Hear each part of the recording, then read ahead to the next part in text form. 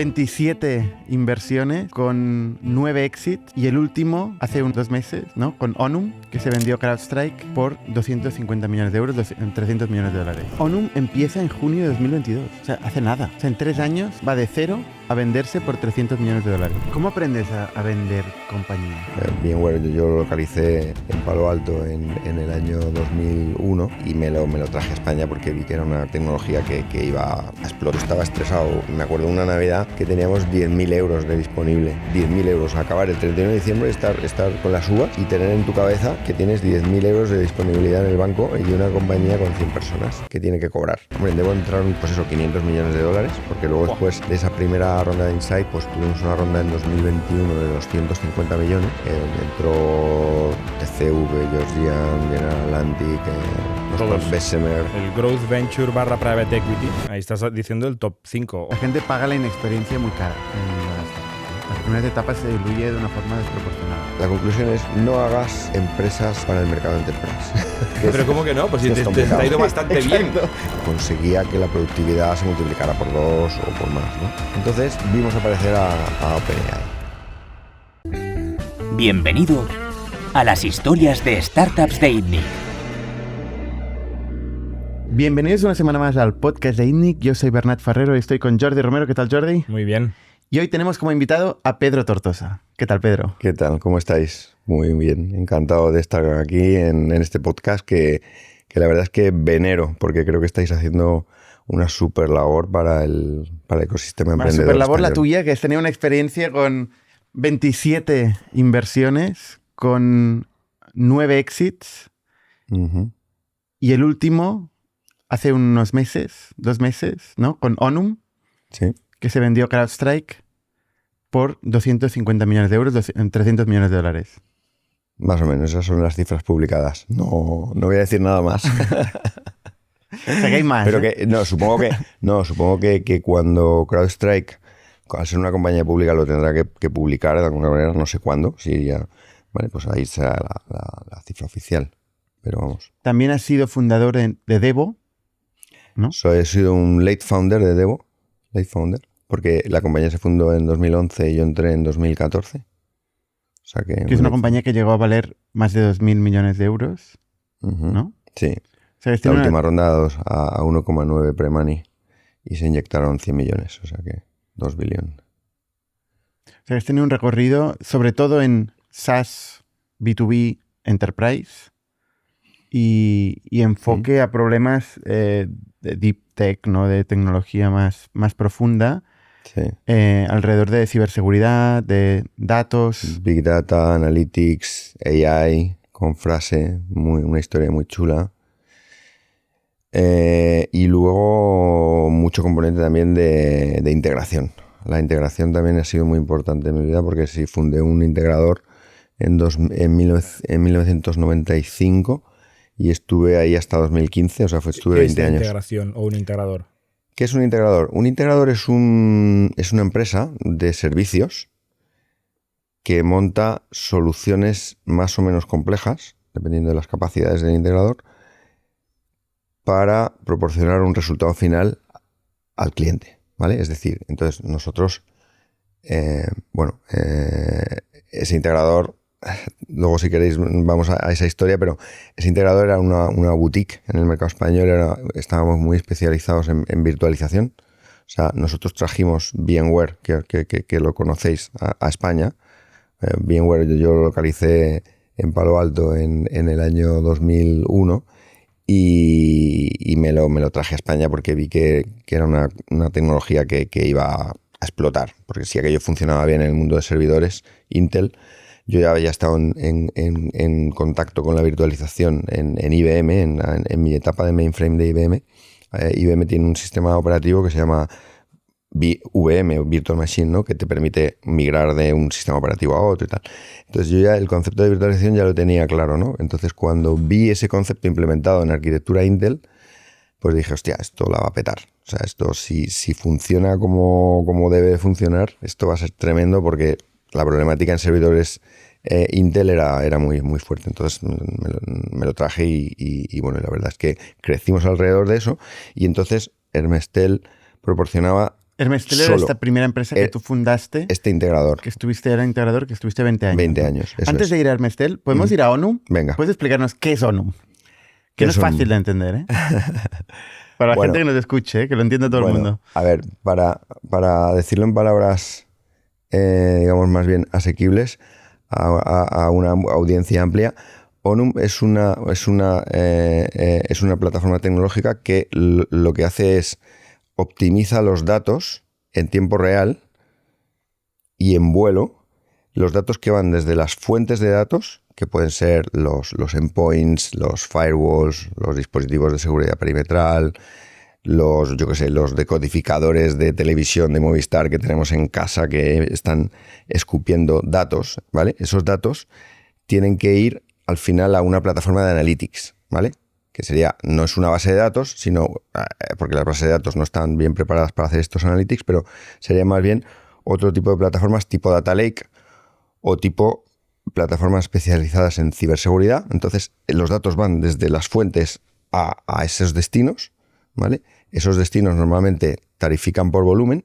Entonces, si tú eres capaz de optimizar los datos en ese camino desde las fuentes hasta los destinos y eres capaz de reducir, optimizar, darle esos datos a los destinos de una manera que los destinos, digamos, les sea más favorable o hagan todo el procesamiento mejor, al final eso consigue que el cliente final ahorre mucho dinero y además puede rutear los datos a diferentes sitios. O sea, nosotros estamos en medio y entonces, aparte de optimizar los datos, podemos rutearlos a diferentes destinos. Entonces podemos poner cada dato en el sitio que es más adecuado para el cliente, ¿vale? ¿Quién Todo es el esto en líder tiempo real. en esta categoría? ¿Qué referencias hay? ¿Un ClickHouse, por ejemplo, sería algo parecido? No. Nosotros tenemos un competidor muy claro, que es una compañía americana que se llama Cribel, que digamos que es el pionero de este espacio. Es una compañía fundada, yo creo que hace 6 años o por ahí. Este episodio es posible gracias a Holafly, el primer operador internacional móvil. Si viajas mucho, sabes que quedarte sin internet es estresante y no es una opción. Reuniones online, viajes con Uber, firmas de contratos. Con los planes de datos globales de Holafly puedes tener datos e internet desde cualquier parte del mundo. Un solo contrato para nunca perder la señal en más de 170 países. Olvídate del roaming y el estrés cuando viajes con Holafly. Más información en el enlace en la descripción.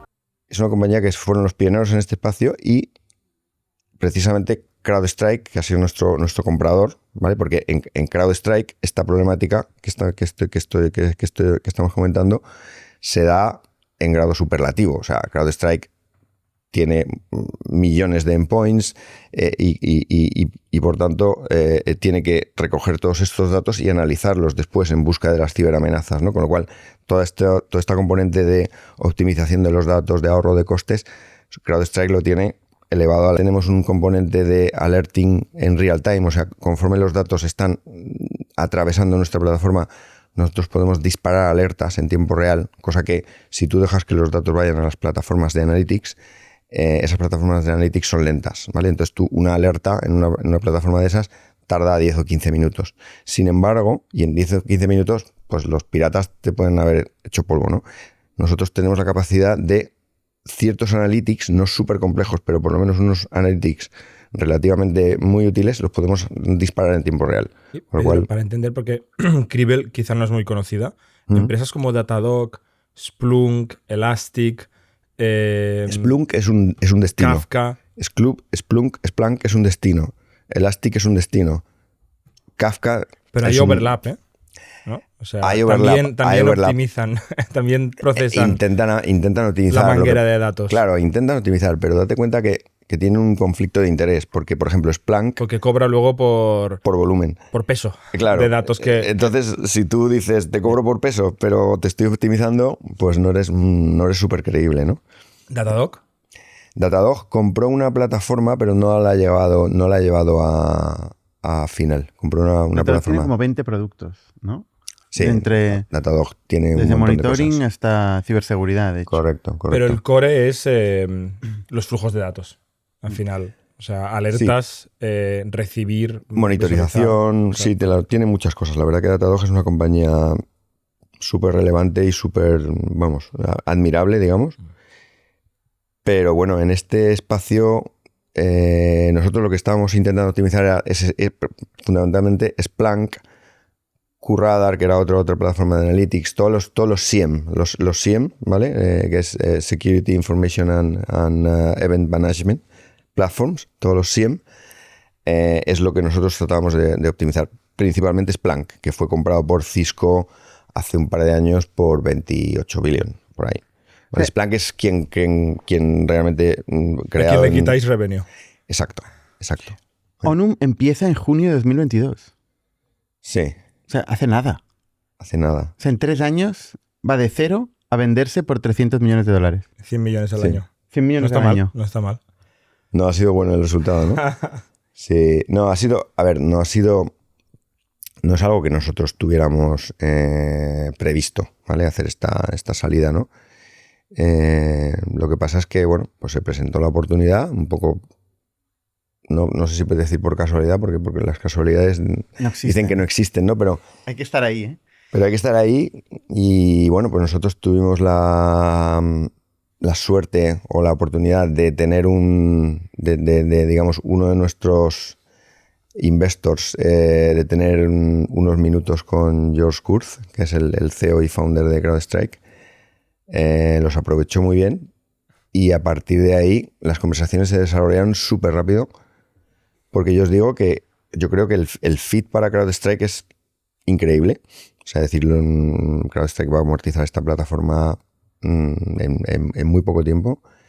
Para nosotros era también un buenísimo resultado el poder decir, bueno, oye, pues hemos creado esta compañía, en 3 años se la vendemos a un gigante como CrowdStrike.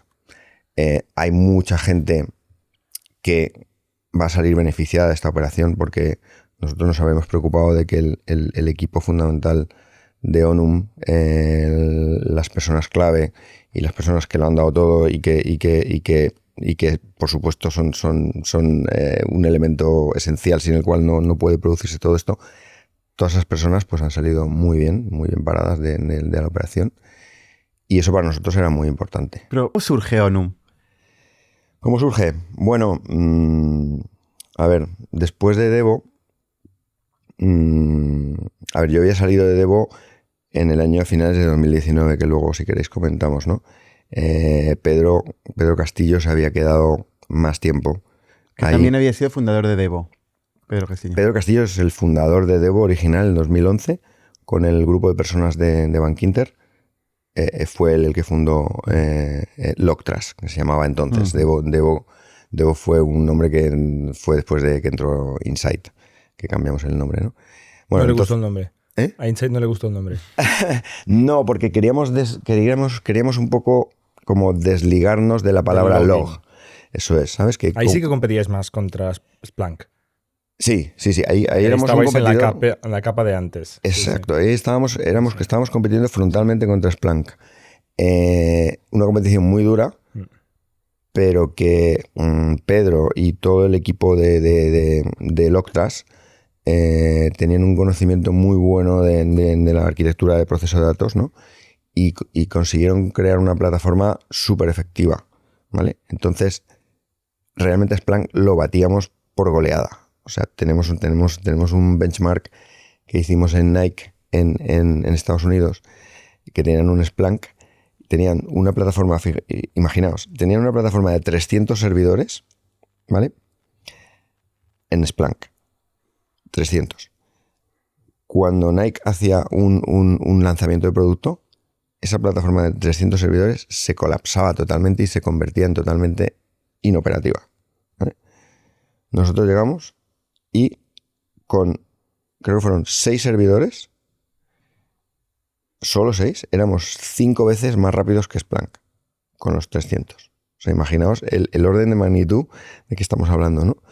Entonces, a Splunk le ganábamos, por performance le ganábamos, ¿no? Lo que pasa es que luego pues hay muchas otras variables en la ecuación, ¿no? No solamente está el mejor producto. Perdón, que estás explicando cómo sale Onum. Sí, no, y con Pedro Castillo, que es uno de tus fundadores, o sea, un fundador previo en una vida anterior con Devo, ¿no? O sea, claro.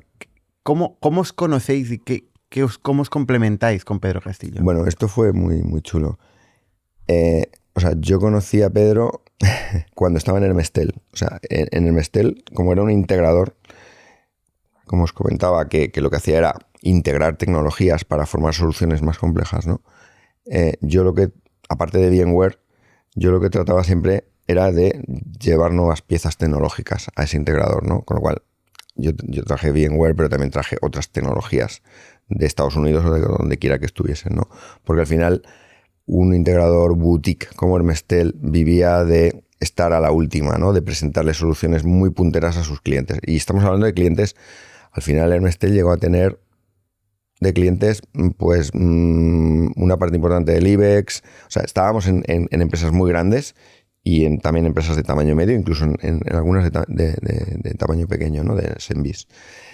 Pero, entonces, yo localicé Locktrust y dije, hostia, esto es una pieza que nos va a ir muy bien para mi catálogo de soluciones. Nos va a ir muy bien. Y así fue como conocí a Pedro. Y luego te gustó tanto que le acabaste convenciendo, ¿no? Para meterte en su proyecto, ¿no? Exacto. Y viceversa, ¿no? Porque tú vendías su producto a tus clientes. Eso es. Entonces el otro Pedro dijo, ostras, este tío está vendiendo mi producto mejor que yo, quizá. Bueno, por lo menos lo estaba intentando, ¿no? Y con gran entusiasmo, ¿no? Porque me encantó la tecnología, lo que había creado Pedro, me encantó, ¿no? Y realmente en ese momento yo estaba pensando ya porque yo en Hermestel también había creado otra compañía de software que se llamaba Virtual Sharp, que esto no era un integrador, esto era software puro, ¿no? Es una compañía que optimizaba temas de disaster recovery para las grandes compañías. Las grandes compañías suelen tener varios centros de datos, ¿no? Y ahí suele haber replicación entre esos centros de datos, ¿no? Entonces, esa replicación, cuando se produce el desastre y se corta la replicación, los datos que están en el site secundario pueden estar corrompidos. Puede que tú intentes levantar todo eso y que no arranque, ¿no? Entonces, bueno, pues entonces nosotros inventamos una manera de asegurar que los datos que estaban en el secundario iban realmente a levantar, ¿no? Entonces, creamos ese software, hicimos un spin-off de Hermestel, que eso fue otra aventura muy, muy chula. Ahí es donde empecé a tener mis primeros contactos con Venture Capital. Fueron ahí, cuando hice el spin-off de esa compañía. En ese momento, el mejor venture que había en España era Nauta, ¿vale? Que realmente, bueno, y sigue siendo, pues obviamente, una de las compañías más representativas y más 2010, brillantes. más o menos. Estamos hablando de 2010. El mejor y único, Justo. casi te diría. En aquel momento, Nauta y Caixa. Caixa, igual Inverredi había empezado, no lo sé. Sí, Xmerred yo creo que ya estaba, pero bueno, que había muy poco, ¿vale? Entonces, bueno, ahí tuve una primera equivocación, ¿no? Hablando de los errores estos que has cometido a lo largo de la vida, que son todos, ¿no? En mi caso son todos, ¿no? Y yo creo que por suerte he cometido muchísimos errores y al final aprendes de los errores porque eso es lo que se te queda grabado a fuego, ¿no? Entonces, ahí cometí el primer error porque ellos ofrecieron participar en la compañía y hacer el funding, pero Intel Capital también nos había localizado y también quería coinvertir con Nauta, ¿no? Y a mí me interesaba mucho que Intel coinvirtiera por el nombre, ¿no? Entonces, pues le dije a Nauta que quería coinversión, Nauta no quería y tuvimos ahí un encontronazo. Al final le dije que no a Nauta, gran error. Y le hice funding yo, digamos, con la mitad. Tú? O sea, la fondeé yo, le puse dinero a esa compañía de software, le puse dinero mío, digamos, digamos, sacado del integrador, entre comillas, le puse ese dinero ahí. Y luego nos quedamos a medio camino, nos quedamos sin pasta, no pudimos levantar y al final la vendimos a Insight, precisamente, la vendimos la compañía. ¿A Insight? A Insight Venture Partners, a una compañía del portfolio de Insight. Vale. La vendimos y bueno, pues no estuvo mal porque realmente cuando la vendimos, nos quedaba un mes de runway. ¿Vale? Yo quería ir a Onum al final, pero si quieres, vamos a seguir el orden cronológico. Es que todo lleva ahí, ¿no? Todo lleva es la ahí, conclusión totalmente. de 30 años de experiencia. Entonces, Total. tu primera empresa que montas es este integrador. Sí. Ahí es donde tú tienes 20 años de experiencia conociendo el mercado, vendiendo productos de otros, ¿no? Y es donde empiezan a desarrollar una intuición de qué es lo que necesitan las empresas en este ámbito, ¿no? Totalmente. Sí, y cómo llegar al mercado, ¿no? Eso es un momento interesante, ¿no? Pues desde el 90 y poco 95 hasta el 2015. Digamos, 2012 era la venta, pero tuve una permanencia y en 2015 estaba yendo a Aloctras. Ese es el momento post-Windows 95, post-Internet. O sea, es realmente cuando se crea el mundo tech que conocemos ahora. Sí. Y tú te dedicas a traerlo a España. Un poquito. Sí, yo de entrada, primeros 5 años estoy ahí, digamos, desorientado dando tumbos porque realmente me lancé sin tener una base sólida de empresarial y tal. Estuve 5 años realmente buscando el camino hasta que descubrí VMware y eso ya, digamos, nos convertimos en los especialistas de VMware. VMware era una tecnología que estaba explotando en todo el mundo y nosotros nos convertimos en los super especialistas de VMware, ¿vale? Entonces, en España. Luego abrimos también compañía en México, pero bueno, en España era nuestro mercado. Entonces, pues ahí es donde y ahí interactuábamos con VMware, con HP, con MC, con NetApp, con muchos, con IBM, con Lenovo, con muchos fabricantes que proporcionaban piezas de ese ecosistema. Excepto HP y IBM, los demás no eran especialmente grandes en esa época. O sea, no eran gigantes. A ver, MC... Ahora sí, ahora todas estas son gigantes. MC compra VMware, ¿no? MC compra VMware, efectivamente. MC compra VMware y VMware acaba valiendo más que MC en bolsa. ¿Vale? MC ya era un Pero no era tan obvio como ahora. Yo quiero decir que estas empresas, todas las que has dicho, han ganado y ahora son monstruos que facturan miles de millones. En aquella época no estaban facturando seguramente ni cientos. Por ejemplo, había compañías, por ejemplo, como NetApp, que era un challenger, digamos, del espacio de almacenamiento. No estaba al nivel de MC, pero que estaba progresando muy fuertemente, ¿vale? Y sí, habían algunas otras compañías, yo qué sé, pues había compañías como Citrix en ese entorno, yo qué sé, había Symantec en software de backup, había pues ese tipo de compañías, ¿no? Que a lo mejor no eran tan gigantescas, pero que eran muy relevantes, ¿eh? Eran todas ellas muy relevantes. Normalmente nosotros cogíamos a las compañías más relevantes y luego le poníamos piezas, a lo mejor de compañías menos conocidas, a lo mejor, pues eso, VMware al principio, o otras compañías menos conocidas para complementar las soluciones Para entender tu negocio, entonces era un negocio de consultoría. Tú tenías servicios profesionales, ¿no? Tenías expertos. Correcto. Ibas a un gran banco, por ejemplo, por decir Eso algo, es. y le diseñabas y le instalabas una infraestructura tecnológica. Exacto, una Y solución dentro completa. de infraestructuras tecnológicas, no por ejemplo RPs y cosas de estas, no. Siempre hay infraestructura, eso es. O sea, Toda tu vida. servidores, ¿A quién le almacenamiento, vendías? networking. Pues mira, pues a BBVA. Pero dentro de BBVA, ¿A quién? al CEO. Normalmente a los responsables de data center, digamos, a los responsables de infraestructura.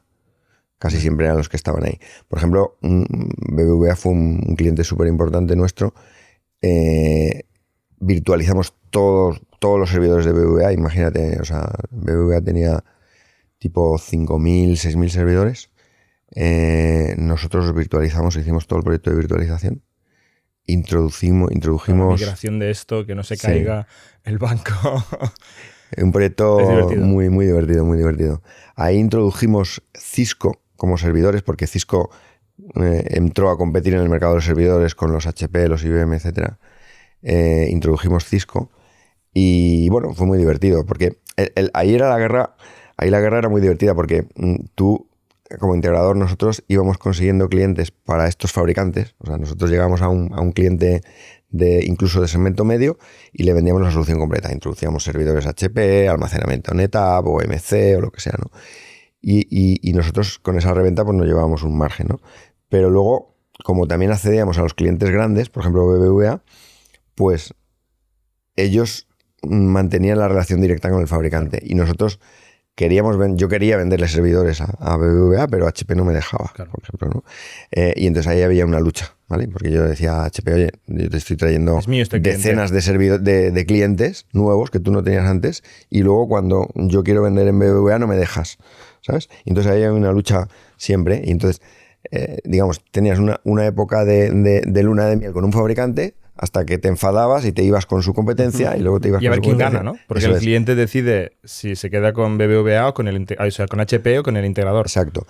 Lo bueno es que cuando un integrador, esto es algo un poco desconocido para mucha gente, ¿no? Cuando un integrador es bueno, realmente tiene tal poder de advisory, digamos, frente al cliente, que es el integrador, es el que es el cliente al final, para el fabricante, ¿no? Es decir, al final el fabricante tiene que convencer al integrador, porque el integrador va a convencer al cliente. Depende Entonces, de cómo de monopolístico sea la solución que tiene el fabricante. Si eres ¿no? Nvidia, correcto. ahí puedes Exacto. decir misa. Ahí ya... que solo Ahí me no las puedes tienes comprar a muchas, mí. por ejemplo, esa posición, me acuerdo, por ejemplo, cuando Cisco dominaba todo Internet, ¿vale? Todo networking. era Cisco, los revendedores de Cisco se llevaban un 3% y se peleaban por las operaciones, o sea, iban a márgenes realmente ínfimos, pero porque Cisco era un dominador absoluto del mercado, ¿no? Cuando De este tipo de proyectos, ¿qué porcentaje era servicio y qué porcentaje era producto? De la Pero venta entonces, que... comisiones. había, No. mira, te lo desgloso más o menos, mira, por el hacer global de producto. Por para hacer cliente. un desglose así, a grosso modo, Hermestel al final estaba facturando unos 25 millones al año de euros, ¿vale? De esos 25 millones, aproximadamente 20 eran producto, 5 eran servicios, y sobre el producto, nuestro margen medio podía estar en torno al 10-12%. O sea, acabas sacando 5 millones de facturación de servicios y 5 o 6 millones de comisión de productos. Menos. O sea, Otros 2,5, 3 por producto. vale. Pero luego los servicios tenías un equipo que había que pagar. O sea, también Claro, tenía un yo margen tenía de... casi 100 personas. ¿De que 50%, 40%? Al final, en servicios, había veces que los márgenes eran muy altos, pero al final la cuenta era la que hemos hecho. O sea, si tú dices, tengo 5 más 2, 7 millones, ¿vale? Con 7 millones tengo que estar pagando a 80, 90, 100 personas y tiene que haber beneficio al final, ¿no? Porque no trabajas para pagarle los sueldos a la gente. Entonces, Muchas veces sí, ¿eh? Muchas a empresas veces sí, claro. No, eso es así para muchos exacto. integradores. Y hay suerte. Es así. Entonces, el negocio de integración es complejo por eso. Porque al final tienes una mano de obra que te caduca, digamos, porque tienes que estar pagando a las personas cada mes. Y si no tienes a la gente ocupada, como ocurre muchísimas veces, pues es mercancía que te caduca, ¿no? O sea, el negocio de servicios en general, ¿eh? Que es muy complicado. Entonces, por eso yo me cansé de eso. Y entonces, 20 años. volviendo otra vez a lo de Loctras y Pedro, cuando yo ya conocí a Pedro y conocí Loctras y me enamoré de Loctras, ¿no? Pues yo dije, a ver, me reforzó mucho en la decisión de tengo que dejar el mundo de la integración y de los servicios y tengo que pasarme al software. Digamos, Hay un ¿no? momento donde lo dejas, cierras tu empresa. tu Digamos que integrador. la vendí a Econocom, que es una multinacional del mundo financiero, financia operaciones de renting, de tecnología, etcétera, ¿no? Y luego tiene también una división de servicios. Entonces, vendí el integrador a Econocom. ¿Cómo Y se vende un integrador? ¿En múltiplos por de múltiplos Vita? de Vita. Normalmente estás en múltiplos entre 5 y 10, por ejemplo. Pero yo me dependiendo imagino que en esta empresa tú eras el vendedor estrella. De hecho, seguramente una parte muy importante de tu rol era cerrar estos grandes clientes. Claro. Totalmente, sí. Entonces, sí. cuando tú la un vendes, equipo te vas. Tenía un equipo de gente muy bueno, ¿eh? O sea, Sí. tengo que decir que realmente una de las cosas que más me había preocupado era de crear un super equipo. Y tenía super equipos de ingeniería, con gente muy, muy buena de ingeniería. Y luego tenía pues gente clave en los demás puestos, que eran, pues yo creo que mejores vendedores que yo, ¿no? Lo que pasa que cuando tú eres founder de una compañía y la has construido, la pasión que tú transmites y la credibilidad que tú transmites te hace vender mejor, pero no significa que seas muy buen vendedor. O sea, puede haber gente que te dé 100 vueltas, pero no tiene la aureola que tienes tú, ¿no? Pero tú vendes pero por sí. múltiplo de Vita y luego te vas. Entonces, Y luego me voy. ese EBITDA no Y luego- está claro que siga. Bueno, ya, claro, ese es el reto que tiene el comprador, ¿no? El reto que tiene el comprador, porque yo al final he vendido Hermestel y luego vendí otra compañía de servicios que monté después con otro socio, que también se vendió a un grupo francés. Y realmente el reto del comprador es conseguir que ese EBITDA se mantenga y crezca, digamos, ¿no? Cosa que en muchos casos, por lo menos en los que yo conozco, no se consigue. O sea, el Hermestel que yo le dejé a Econocom, ahora mismo... Claro. No existe. No, o sea, bueno, es decir, todavía continúa habiendo personas, parte de mi equipo clave está todavía en Econocom, pero se ha perdido muchísimo de lo que tenía Hermestel, sí. Y en el caso del otro integrador también, ¿no? Entonces, es un reto. Entonces, yo, digamos, lo que hice fue básicamente, o sea, yo vendí Hermestel y vendí VirtualSharp, la de software, y ese dinero, digamos, que lo metí en Locktrust. O sea, ¿Cómo aprendes a vender compañías? A Insight, que es un fondo americano. Bueno, o sea, ¿cómo generas este pipeline? ¿De dónde te sale este conocimiento? Bueno, yo creo, mira, en el caso de Hermestel, hay gente que son M&A brokers, digamos, gente que... Entonces yo cogía Vas a buscar un broker. En ese caso yo busqué un broker de Barcelona, que es muy bueno, que se llama Jean-François Landry, que tenía una compañía que se llamaba Eurohold, ahora se llama UR Capital. Nos ha vendido una compañía INNIC. Pues este hombre fue el que muy bueno, hace poco estuve comiendo con él, este hombre fue el que me ayudó a vender el Hermestel, ¿no? Y en el caso de VirtualSharp, yo creo que fue una cosa curiosa, yo creo que hicimos muy bien un trabajo con Gartner. El tema de Gartner es muy polémico, hay gente que cree mucho y otra gente que no cree nada en Gartner. Sí, yo soy del segundo grupo. Tú eres del grupo que no cree, ¿no? Bueno, pues yo te diría... Porque depende también si eres muy enterprise, si estás en un mercado donde hay mucho player, o es más SMB. Totalmente. Yo creo que tiene impactos diferentes, ¿no? Totalmente. Pero el mercado enterprise, Gartner tiene una influencia en los decisores, ¿vale? Sí. Entonces, Sin duda. yo creo que nosotros nos pusimos a convencer a Gartner con esta compañía de Disaster Recovery, nos pusimos a convencer a Gartner de que aquella tecnología que nosotros habíamos fabricado era muy efectiva para el tema de Disaster Recovery. Los convencimos, nos pusieron en sus informes y yo creo que nos localizaron, los americanos en ese caso nos localizaron a nosotros. Hicisteis inbound. Exacto, eso fue un inbound de M&A. Un inbound de M&A. Sí, son los mejores estos. Sí, exacto. Entonces vinieron y la verdad es que fue una operación, mira, en una semana teníamos el deal hecho. Teníamos el term sheet firmado, el deal hecho, luego me acuerdo... negociar el earnout. Este es otro punto muy chulo. Yo en muchas operaciones, creo que en 5 o 6, he hecho earnout. Y el earnout es un... ¿Has cobrado el earnout? ¿Qué significa hecho earnout? He hecho operación con earnout. Es decir, que he vendido una compañía con un precio aplazado. ¿Y ¿no? lo has cobrado?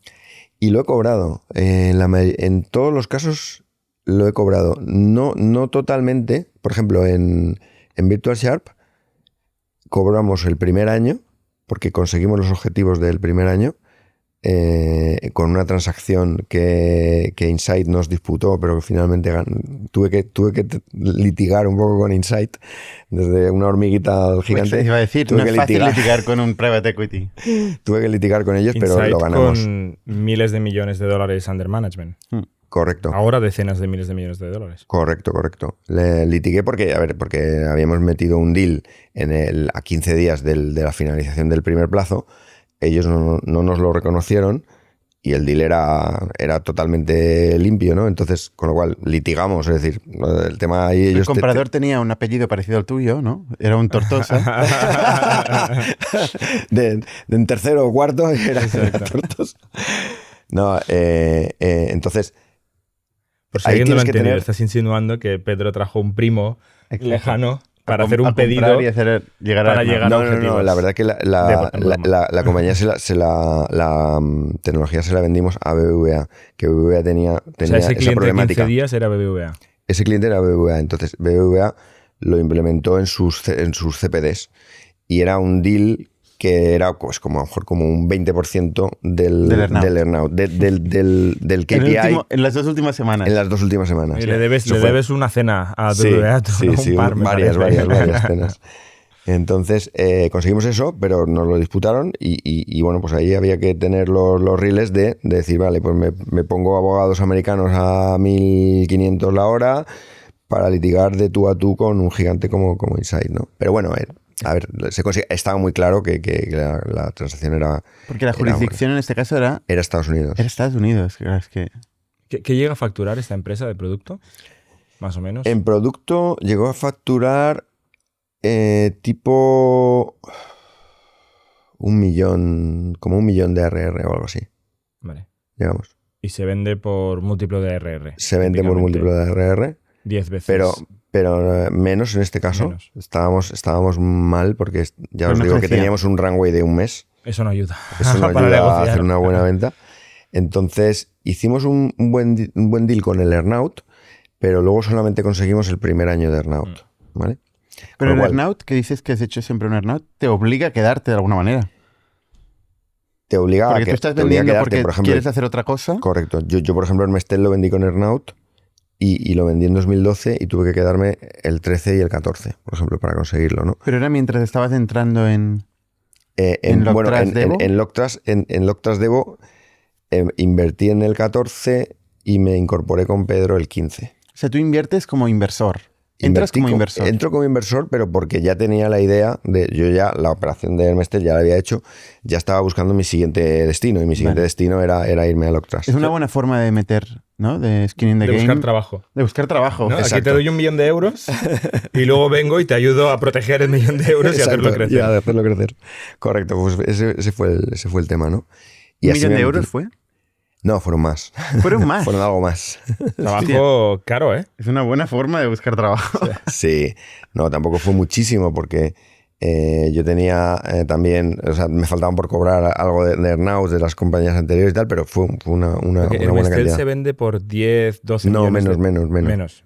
Mucho menos. Vale, o sea, no sé nada, ¿eh? Hago Sí, números no, en mi no, cabeza. Porque en el Mestel, ¿qué pasaba? Que en el Mestel nos pilló, o sea, el Mestel fue súper arriba en 2005, 6, 7, éramos los reyes del mambo. Y luego la crisis. Pero luego vino el Lehman Brothers y tiramos Lehman para Brothers abajo. en Estados Unidos y la crisis en España Y en también. España, o sea, por supuesto. Todo En mal. España que duró Sí. muchos años, ¿no? Sí. Entonces mantener un negocio de servicios con 100 personas para mí era matador. O sea, yo estaba estresado. Me acuerdo de una Navidad que teníamos 10.000 euros de disponible en bancos después de haber agotado todas las pólizas y todo. O sea, 10.000 euros. Acabar el 31 de diciembre, estar con las uvas y tener en tu cabeza que tienes 10.000 euros de disponibilidad en el banco y una compañía con 100 personas que tiene que cobrar y que no puedes dejar de pagar a la gente. Y eso es duro, es muy duro, ¿no? Entonces, un poco eso fue lo que poco a poco pues, dices, hostia, es que esto no puedo aguantar más. O sea, es mucha presión y aparte pues ya había descubierto el negocio del software, del SaaS y Que es entonces más ya tenía ganas. agradecido que el- Es más agradecido. que de los servicios. Es más agradecido. Pero entonces tú Correcto. pones, o sea, haciendo números rápidos, sacas más de 10 millones entre las dos empresas, luego hay que pagar impuestos y tal, y pones millones en Loctrust. O sea, pones un porcentaje muy grande de lo que has generado con tus 20 años de vale, a ver, actividad primero, empresarial. no saqué tanto. Segundo, una parte estaba en earnout, o sea, O sea, que, todavía que ni fue había llegado. después, eso es. Entonces, y luego yo había acumulado deudas en los años anteriores, porque cuando estaba en los años duros del Mestel, yo también había hecho cosas a nivel personal y me había endeudado. Peor me lo O sea, pones. tuve que Pones limpiar las todo deudas. lo que tienes casi en Loctrust. Sí, lo puse todo en Loctrust. Pero realmente esto es así. no es nada obvio. No, es así. por eso quiero No es destacar. obvio. Pero, a ver, lo hice porque estaba convencido de que Loctrust y Pedro y del equipo eran una apuesta muy buena. Y yo estaba entusiasmado con Loctrust. O sea, entonces, pues Pero digamos de ahí que a cambié de meter caballo. todo tu patrimonio. Sí. Que Pero, has pero a ver, tardado los 20 años en ganar. los No, no, emprendedores, y- los emprendedores ponen todo su patrimonio en las compañías que Sí, pero normalmente que no fundan. tienen. Muchas Normalmente veces. todo su patrimonio son 3.000 euros de Exacto. constitución. No, pero, Al menos hablo por nuestro Pero a ver, caso. que igual vosotros lo sabéis esto, o sea, esto, si hay muchos emprendedores que nos escuchen, lo podrán decir. Es decir, oye, tener todo mi patrimonio no solamente en mi negocio, sino además estar avalando a nivel personal con todo mi patrimonio, con mi casa, donde vive mi familia, estar avalando a mi negocio, eso es algo de todos los días. ¿Y qué edad tienes? Por eso los emprendedores son héroes, realmente. En ese momento, cuando te empiezas a meter en Lock Trust, ya tienes, o sea, no eres un chaval de 20 años. No soy un chaval de 20. Mira, yo ahora tengo 64, tengo 2 nietas ya. Eso hace 10 años pues tenía 54. Cuando Es una apuesta muy fuerte, Sí. que también es un momento de la vida donde tienes más a perder, que cuando tienes 20 y pico años, que puedes volver a empezar 700 veces. ¿no? Correcto, sí, es cierto. Pero bueno, yo, mira, en este caso, yo en ese sentido soy un poco believer, ¿no? Es decir, oye, yo realmente creía tienes mucho. una intuición que ves que estos equipos, que luego esto lo has aplicado como inversor, ¿no? Y te ha ido muy bien, de hecho. Este equipo tiene algo, yo tengo que estar ahí, ¿no? Exacto. Y ese eso es. era Pedro Castillo, ¿eh? En aquel momento. Y eso era Pedro Castillo y era todo un equipo que había detrás muy potente, o sea, tecnológicamente y en todos los sentidos. Y realmente fue así, ¿no? Por eso también luego conseguimos que entrara primero el primer fondo que fue Atlantic Bridge y luego entró Insight. Porque Insight, cuando... Insight después de haber litigado y tal. Insight después de haber litigado, Hombre, lo tengo otra vez, este me suena, lo tengo este otra español. vez de contrario, entre comillas. Y justamente el partner Es que había mismo. hecho la compra es el mismo. Ostras. Era un tío que se llama Filip Borovičić, un nombre así muy complicado, que ahora ya no está en Insight. Pero la misma hay que ir con persona cuidado, estuvo en el los mundo dos es deals. pequeño. Estuvo en los 2 deals. Sí, correcto. Y Insight correcto. es muy grande. Entonces, Sí. ¿cómo va esto? Tú inviertes, te metes en el consejo Me meto en el consejo. y te metes de empleado. Me meto en el consejo porque, a ver, O sea, es un básicamente... poco raro el... Sí, pero bueno, es un poco raro, sí, correcto. Pero así, digamos, es como yo hago. Lo hago No es tu en más playbook. ocasiones. Es mi playbook, exactamente. Entonces, estábamos en el consejo, estábamos Pedro y yo, por un lado, y estaba Pepe Sancho, que sabéis quién es, gran amigo y gran emprendedor y gran inversor en España. Estaba Pepe Sancho y estaba Atlantic Bridge en el consejo, ¿no? Y bueno, ya había entrado en esa ronda, entró Kibo también, ¿vale? Y bueno, pues teníamos, fue un momento complicado porque ahí fue otro de los encontronazos con el mundo del venture, que esto es una constante en mi vida, ¿no? Repasando. Atlantic Bridge nos había puesto a una persona de COO, básicamente con la intención de ocupar el puesto de CEO. ¿Sí o no? Sí, Pero esto totalmente. no es exactamente el venture, ¿no? Estos son inversores que son casi private equity. Bueno, digamos que correcto, pero digamos que de alguna manera era una persona de su confianza. Al final, ten en cuenta que nosotros siempre estamos luchando con el hecho de que nosotros queremos ir a un mercado como Estados Unidos y somos españoles. Entonces, no, digamos, el mundo del venture no cree mucho que un CEO español consiga meterse bien en el mundo, en el mercado de Estados Unidos. Te dejas ayudar. Especialmente vendiendo al Fortune 500, ¿no? Claro. ¿Y qué porcentaje tenía, perdona, este inversor que mete el CEO con... Tenía... No era mayoritario. Tenía pues como un 20%. O sea, se ha atrevido ir Sí. a meter un CEO con el 20%. Si Sí, tienes ese 60%, pues oye. Sí, ya... pero bueno, a ver, digamos, teníamos esa persona tenía el apoyo del venture, el apoyo de Pepe Sancho, que entre los dos eran un porcentaje relevante, muy relevante de la compañía. Y bueno, nosotros al principio no nos oponíamos, es decir, vimos que la persona pues podría ser que hubiera hecho una buena labor, es decir, que nosotros también queríamos ser ayudados, no es que nosotros rechazáramos a todo lo que viniera de fuera ni nada de eso. Entonces, lo que pasa es que este hombre pues comienza a montar una estructura. Esto es algo que ya he visto, ¿no? Muchas veces en los americanos, ¿no? Es decir, viene un americano, no digo que tenga que ser exclusivamente de los americanos, pero lo he visto hacer varias veces por americanos. Tienden a ser americanos, ¿no? Y intentan montar una estructura que se parece a la estructura que ellos conocen, con VPs. X, exacto, con sus niveles de jerarquía, sus puestos, sus posiciones. Antes de no sé qué. conocer de qué va la empresa, Ya te empiezan a están montar montando ya. estructura. VPs entrando por la puerta. Exacto. Antes de empezar a vender, pues ya contratan, tal, Sí, tal, sí, tal. O sea, sí. te montan un equipo de operaciones de ventas cuando todavía no han empezado a vender. Que el más- Y dices, tío, ¿para qué quieres 3 tíos de operaciones de ventas si todavía no hay ventas? no hay ventas, no hay ninguna Y venta, el, coño? y el más cojo cobra 250.000 Claro. dólares, quizá, cuando vosotros no habíais Por seguramente supuesto. pagado esto en la vida, ¿no? Por supuesto. Entonces, claro, Pedro y yo veíamos como este tío se estaba fundiendo todo el dinero. Y cuando llevábamos ya 9 meses o 10 meses y el tío no había vendido una escoba, ni la gente que había contratado ni nada, pues nos empezamos a preocupar seriamente y dijimos, este tío, tenemos que cambiar esto. Este y todo lo demás. Claro, todo lo que ha traído. todo lo que había traído, ¿no? O sea, se pulió un poco tu patrimonio, digamos. Exactamente. Se estaba puliendo, en este caso se estaba puliendo mi pasta totalmente, mi pasta y la que habían puesto los otros, ¿no? Pero la tuya duele más. La mía duele más, exactamente. Y entonces dijimos, tenemos que cambiar esto. Entonces digamos que nos enfrentamos a la otra parte de la mesa. O sea, nos enfrentamos a Atlantic Bridge principalmente y tal. Y entonces de esta situación viene Insight, digamos, y digamos que Insight nos sacó de ese atolladero, entre comillas. Les ¿no? recompró. Digamos que Insight compró una buena parte de las acciones, hizo un secundario importante y metió capital en primario también.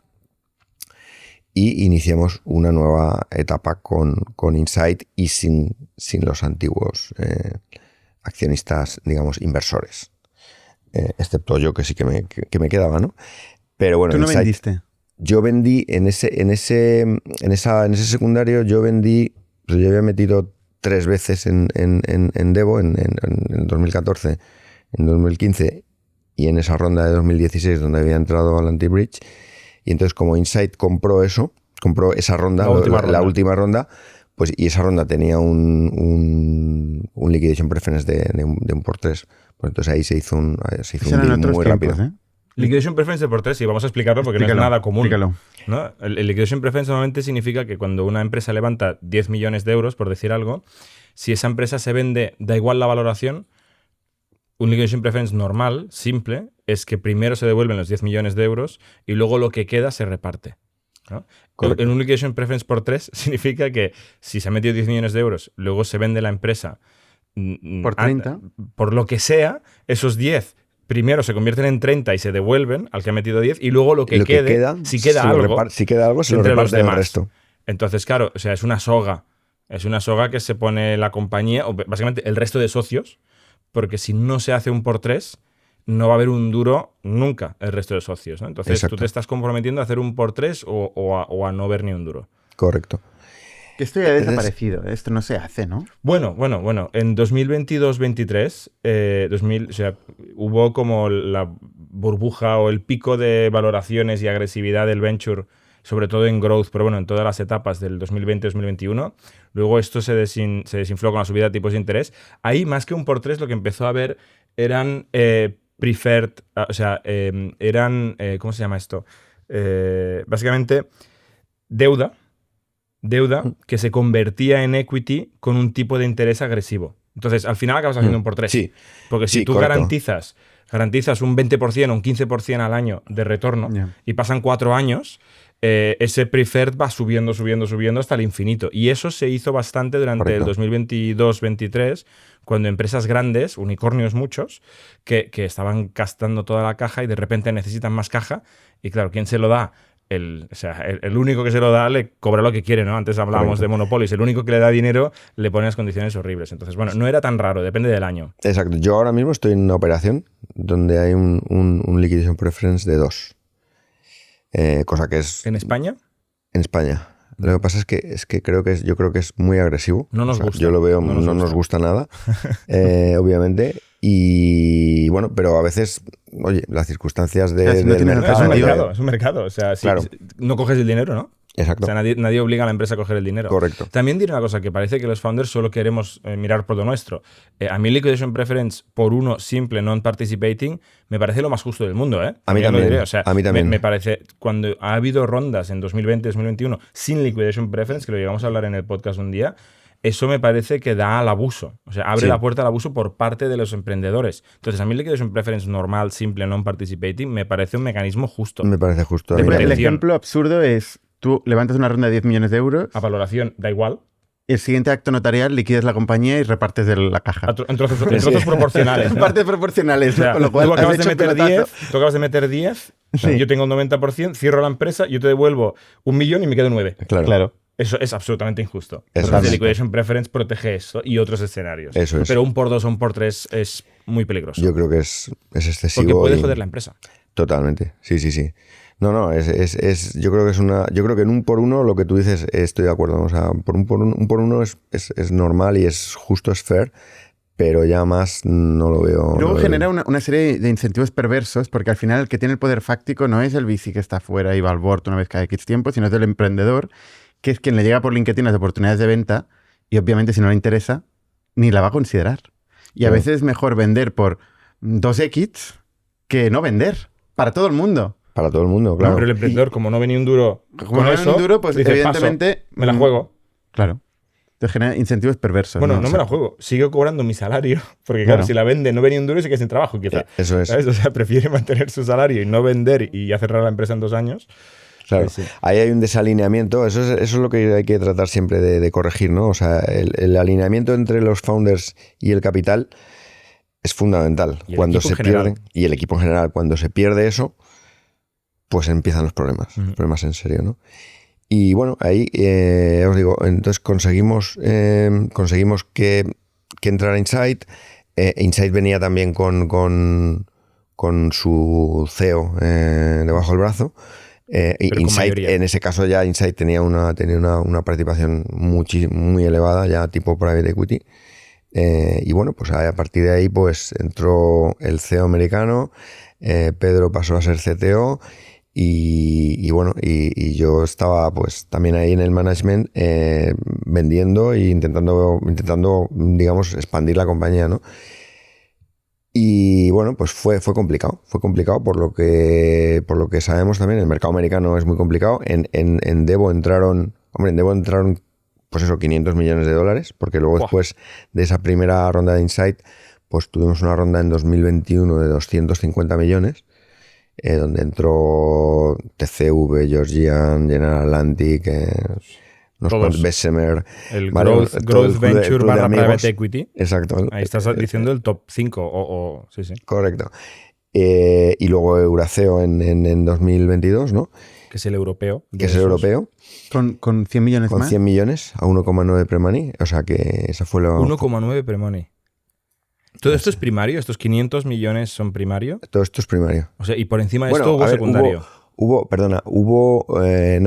en los 250 millones hubo secundario. Vale, o sea, de los 500, pero la gran mayoría son primario. Sí, O sea, hubo quizá 50 de secundario y 450 de primario, que sigue Sí. siendo mucho primario. sí, ¿eh? sí, sí. ¿Tú cuándo vendes? O sea, yo hice exit cuando entró Insight en 2017. Hice exit también en 2021 en la ronda de 250. ¿Ahí ya Hice todo? exit. No. No, sigue siendo socio. Sigo siendo socio. Y Pedro también. Y mucha otra gente también, ¿no? Entonces, bueno, entonces vamos a ver qué pasa. Vamos a ver qué pasa con Devo. Yo creo que es una tecnología increíble. ¿Qué momento está ahora el mismo? destino Devo? está en un momento complicado. Ha habido layoffs, varias oleadas de layoffs, y está en un momento complejo, muy complejo. La tecnología sigue siendo muy buena, obviamente. Es una tecnología, fijaos que es una compañía, estamos hablando de una tecnología de 2011 y años siguientes, ¿no? Pero que es una tecnología realmente muy buena. Yo creo que acabará habiendo una compra de tecnología. Lo que pasa que en ese caso ocurrirá lo que hemos dicho. Como hay 450 de Liquidation preferred. Preference, pues los papeles que nosotros tenemos ahora de Devo, pues creo que va a ser complicado que... O sea, tú no estás contando ahí con No, una gran transferencia futura. no, realmente no. Pero mira, o sea, ya un poco fuera del dinero, para nosotros, o sea, Devo es algo que está en el corazón, ¿entiendes? O sea, lo que te gustaría es que un proyecto como ese, pues, no se muera, o sea, que acabe en buenas manos, que acabe en alguien que realmente le saque el rendimiento, ¿no? Y que realmente acabe en el sitio que se merece, porque es una tecnología que han creado un grupo de cracks que se merece acabar bien, ¿no? Tú eres ejecutivo hasta enero de 2020. Sí. O sea, antes del Entonces, COVID. ahí salgo, eso es. Ahí salgo y ahí Como comienza una etapa... SVP, Strategic Global Alliances and Channels. correcto. ¿Qué significa eso? Bueno, pues que me encargo de llevar el canal, digamos, en la estrategia de go-to-market. Pues sabéis que hay, digamos, normalmente las compañías o bien venden en directo o bien venden a través de canal, a través de los integradores como Hermestel, ¿no? Entonces yo, digamos que mi rol era construir canal, porque el canal hay que construirlo, o sea, es decir, tú cuando vendes a través de canal te tienes que ganar la confianza del canal, o sea, los Hermesteles de turno no venden cualquier tecnología que les lleva a cualquier fabricante porque se están jugando la cara frente a sus clientes finales. Entonces, para convencer al canal de que venda tu tecnología, pues tienes que ganarte esa credibilidad, ¿no? Una vez que te la has ganado, es cojonudo porque el canal se dedica a vender tu tecnología. Entonces tú teóricamente te podrías quedar ahí tumbado. Licencias. Exacto, viendo pedidos, ¿no? Viendo pedidos. Eso es. Cuando en un mundo ideal, ¿no? Entonces, La práctica no acaba siendo así. En la práctica no acaba siendo así, ¿vale? Y luego muchas veces hay una mezcla, o sea, por ejemplo, en Onum nosotros decidimos que nuestra mejor estrategia de go-to-market era 100% canal, es decir, todo lo vendemos por canal, ¿no? Otros fabricantes tienen un mix, a lo mejor venden las cuentas top, las venden en directo, ellos directamente, y sin embargo, pues fuera de las cuentas top, de las cuentas nominadas, lo vende el canal, ¿vale? Ahí hay diferentes estrategias que, bueno, que es debatible cuál es mejor. Yo creo en la estrategia 100% canal. 100% muchísimo, canal, ¿eh? Muchísimo, sí. No venta directa. No venta directa. No hacer nunca competencia a mi canal. Que mi canal me perciba como su partner, su aliado, no como competencia. Eso que explicabas antes de HP, que le iba a BBVA o a quien fuera, ¿no? Y competías tú como integrador con tu proveedor. Exacto. Eso está muy bien para evitar este conflicto, pero a veces está muy mal para controlar tu propio growth. Claro, porque dependes del canal. Claro. Entonces, que tiene su propia agenda y su propio plan de supuesto, negocio y otros productos. Que no trabaja para ti. Exacto. Trabaja para ellos, ¿no? Pero por eso te lo tienes que ganar. O sea, por eso construir un canal potente no es nada trivial. Lo que pasa es que una vez que lo construyes, la maquinaria de ventas que tienes es tremenda. Es muchísimo más grande que la que tú puedes construir por ti mismo. O sea, tú no eres partidario de tener un segmento, key accounts, o una industria o un mercado donde tú manejes directamente para tener también la experiencia de gestionar clientes directamente. No, yo soy partidario de que el canal sea el que venda, pero tú puedes impulsar el mercado con tu propia gente. Es decir, que eso es lo que suele pasar. Los fabricantes que son 100% canal suelen tener key accounts que van directamente a las cuentas importantes y se ocupan de impulsar los proyectos en esas cuentas, ¿no? Una vez que los impulsan, se los entregan al canal, porque el canal también se cansa de crear oportunidades por ellos mismos. También quiere que tú como fabricante, que normalmente te llega inbound y te llega muchas cosas que ellos, y tienes la marca, que tú les des oportunidades a ellos, porque al final es un quid pro quo, ¿no? Es decir, oye, yo te doy y tú me das, ¿vale? O sea, la mejor manera de cuidar el canal es dándole negocio al canal. De hecho, muchas veces lo que tienes que hacer realmente es cebar el canal. Es decir, es como si fuera el motor, el starter de los coches, ¿no? O sea, tú le das cuentas, le das deals, exacto, y con esos deals el canal dice, oh, hostia, esto es... Dinero gratis, qué bien, quiero más. Esto me viene de puturru, ¿no? Para pagar las nóminas. Al final todo el mundo quiere nuevo logo, nuevos logos. Claro. El canal quiere nuevos logos, tú quieres nuevos logos como fabricante. Es lo que más valor tiene, ¿no? Entonces... para ti la promesa es que te traiga nuevo negocio el canal, pero para ellos también lo que quieren es nuevo negocio. Entonces, es como un juego de quién dispara primero, quién pasa el lead a quién, ¿no? Correcto. Pero el canal tiene mucho valor porque, mira, yo, por ejemplo, volviendo al ejemplo de Messenger, cuando nosotros hacíamos un proyecto completo para un BBVA, para una gran cuenta, y le estábamos poniendo pues el software de VMware, el almacenamiento, los servidores, el networking, todo, nuestros técnicos realmente conocían todo ese entorno muy, muy bien, porque además eran ingenieros de primera, ¿no? Mientras que los ingenieros de los fabricantes tienden a conocer solamente su parcela. Entonces, en cuanto lo sacas de su parcela, ya se pierden, ¿no? Su tecnología, evidentemente, la suelen conocer muy bien y tienen toda la información que les permite conocerla muy bien, pero fuera de ahí no logran tener el mismo expertise, ¿no? Mientras que un integrador sí que puede tener mucho expertise en un amplio abanico de tecnologías. O sea que hay que... Entonces, ganarse el canal y una vez que te ganas la fidelidad del canal, ya os digo que es muy potente, muy potente. Y entonces yo en Devo pues tenía esa misión de construir canal y construir alianzas. La otra manera era también... el 100% de la venta, canal. En Devo. Sí, has dicho que no, en Onum es el 100%. En Onum es el 100%. En Devo no era. En Onum desde el principio lo diseñamos así. Es decir, vamos a ser 100% canal porque digamos que ha sido el aprendizaje, ¿no? Y porque al final Devo también, cuando estaba intentando entrar en Estados Unidos fuerte, Devo ha llegado a tener más de 100 clientes en Estados Unidos, ¿eh? No es... También ha visto Devo que el canal le funcionaba muy bien, ¿no? Entonces, pues un poco aplicando todas las enseñanzas, al final partimos desde el principio con 100% canal. Mientras estabas como ejecutivo en Devo, montas o participas de una empresa que se llama Frase. Correcto, eso es. Entonces, Frase, sí, básicamente... ¿Puedo hacer una pregunta sobre Devo antes de irnos? Solo porque como no hemos hecho toda la historia de Devo, ¿cuál es la escala de Devo en ese momento en el que te vas o ahora? O sea, para entender la magnitud del proyecto.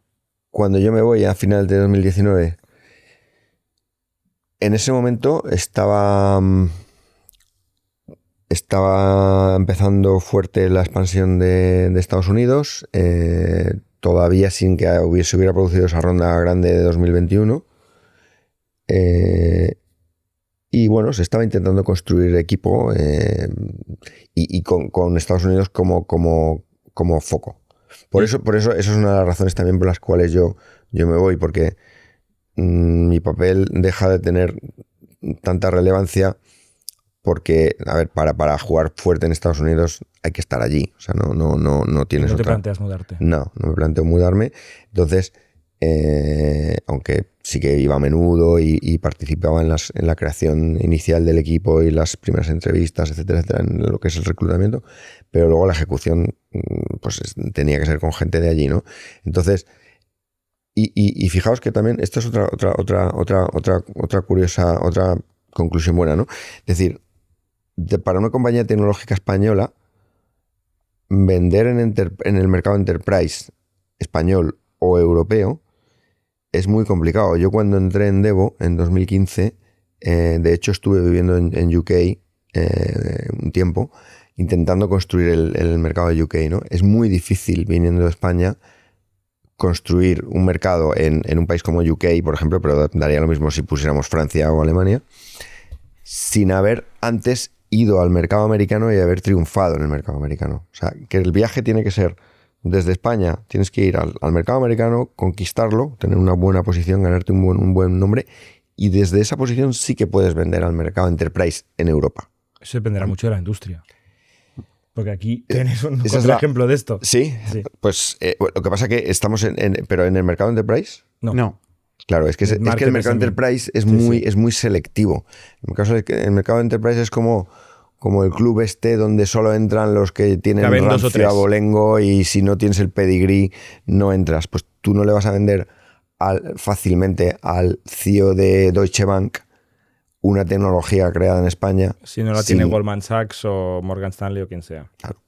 Entonces, en el mercado enterprise eso es muy así, ¿no? Entonces como llega un poco esa etapa, yo ya digo, bueno, pues yo ya aquí ya no es un momento para... Yo no puedo aportar mucho más aquí. ¿Y en facturación, ARR, plantilla, más o menos? En ese momento... Devo, sí, bueno, o ahora. En ese momento...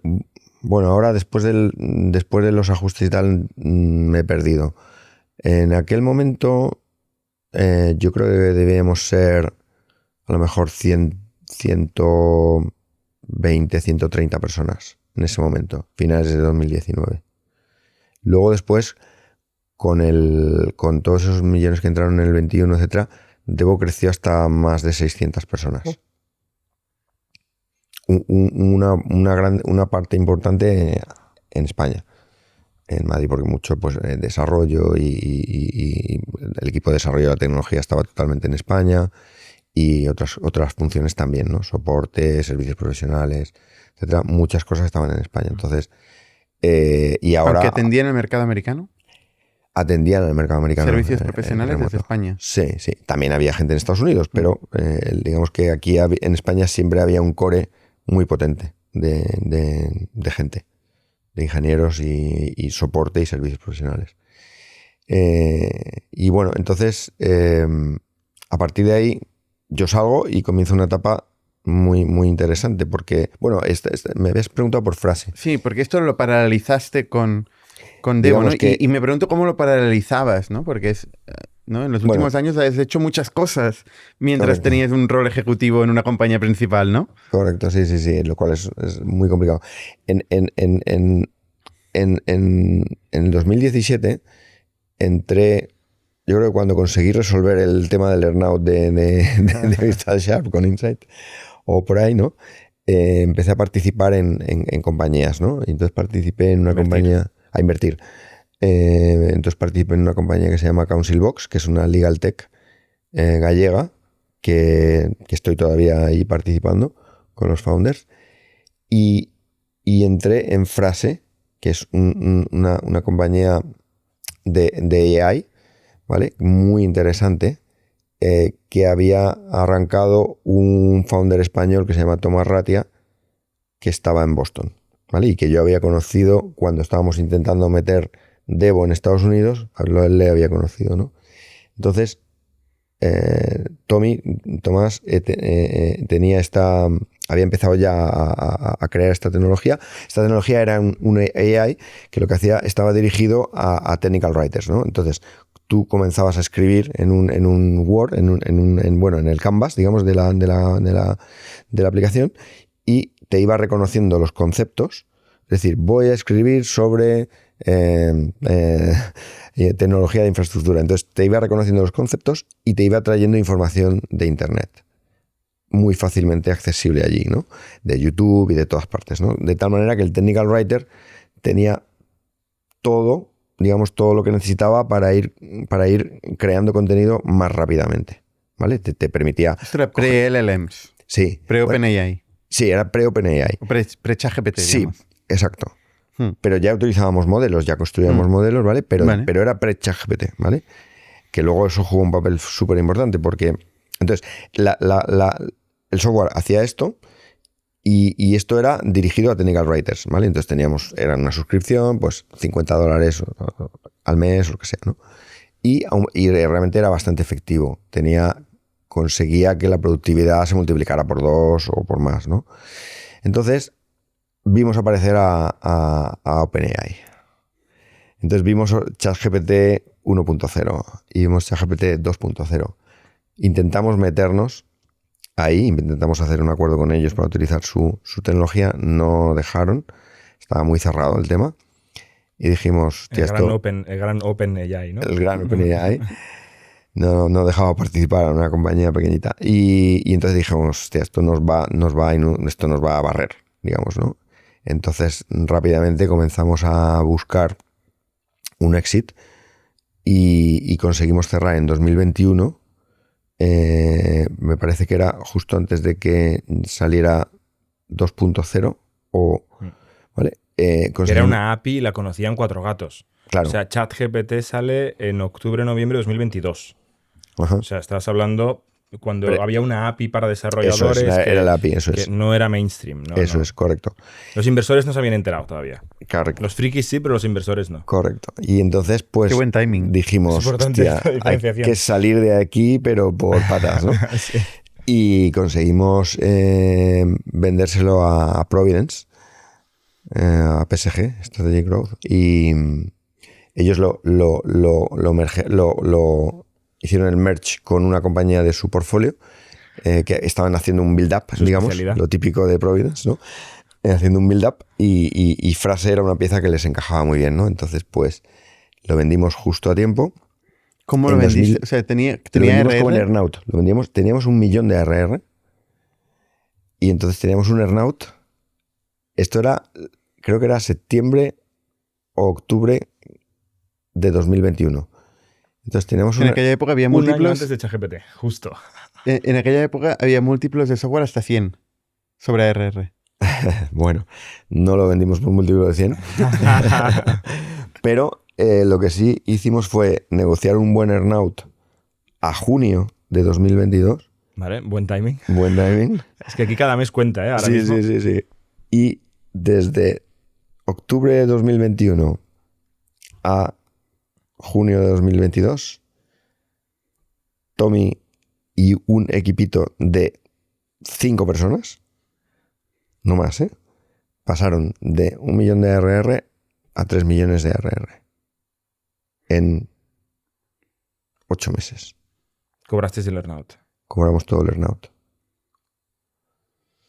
Y eso fue decir, hostia, la ola me está cayendo y justo, o sea, cuando está cayendo ya tú te estás escapando. O sea, fue una sensación así. Luego Tommy se ha quedado bastante tiempo para ayudar a los compradores y tal. Pero evidentemente, pues no.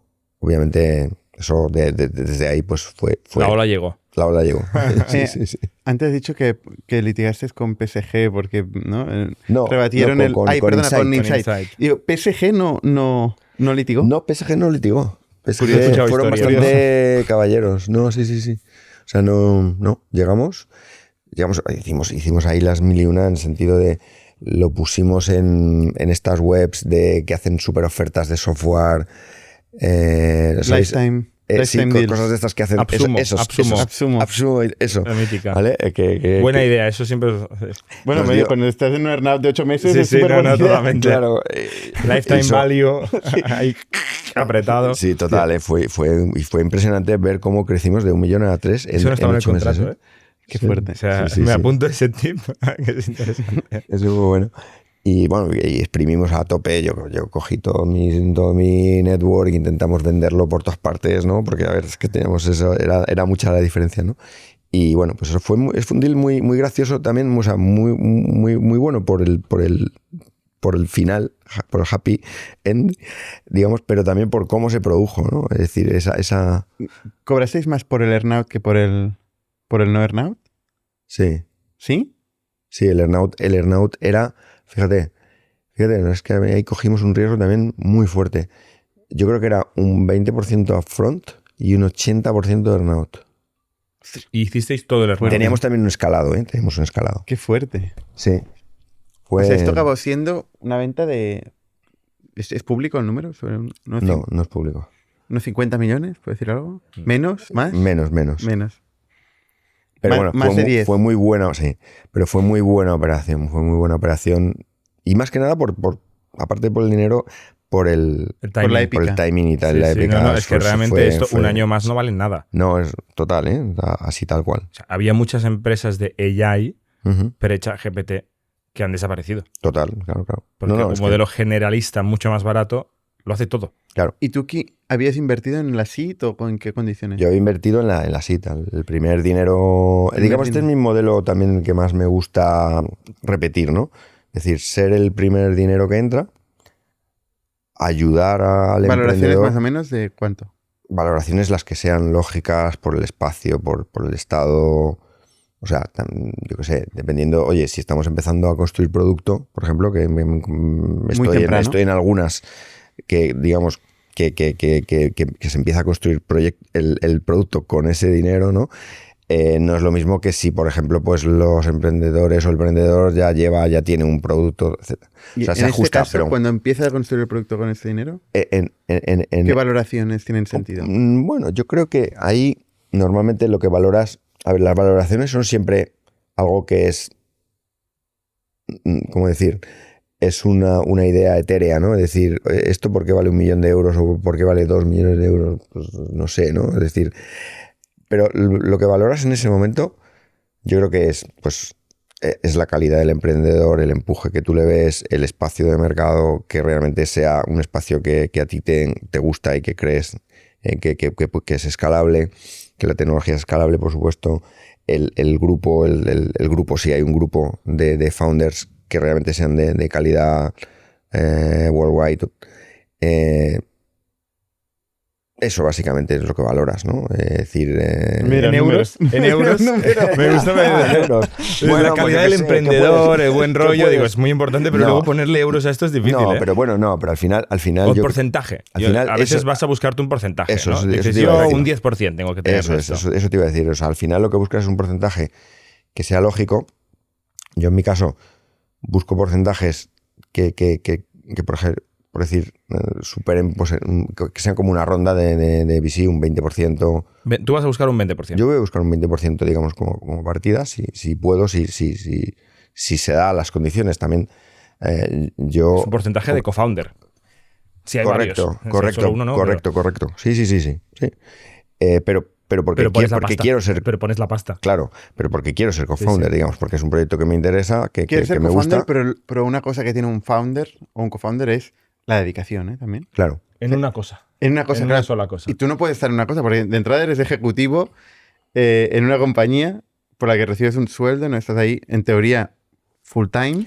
Por ejemplo, en Frase, pongamos un ejemplo de Frase, que es diferente de otros proyectos que han venido después, que ahora os explico, ¿no? Pero, por ejemplo, en Frase yo no podía aportar mucho tampoco. O sea, el equipo de founders estaba en Boston, yo no, básicamente era un tema técnico.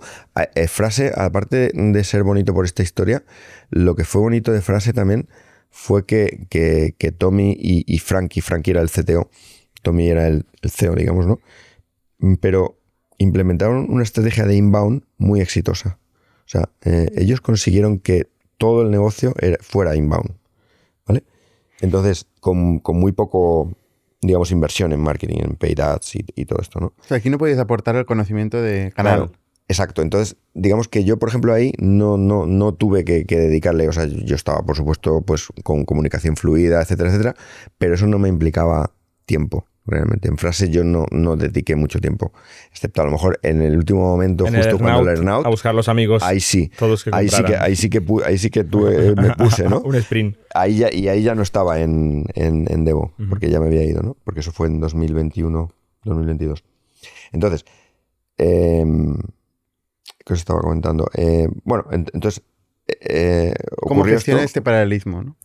Sí, ¿cómo fue? Entonces, lo que tú dices es totalmente cierto. O sea, si tú te quieres implicar en un proyecto, pues obviamente, a ver, te implikas con tu conocimiento, te implicas con tu network, ayudas en estrategia, ayudas en hiring, ayudas a construir el equipo, haces de coach para el CEO, de psicólogo, yo qué sé, haces de muchas cosas, ¿no? O sea, le intentas, por así decir, transmitir tu cerebro, tu conocimiento, tu experiencia a esa persona que a lo mejor es un mega crack, pero que todavía no tiene Ha visto menos cosas. ha visto menos cosas, ¿no?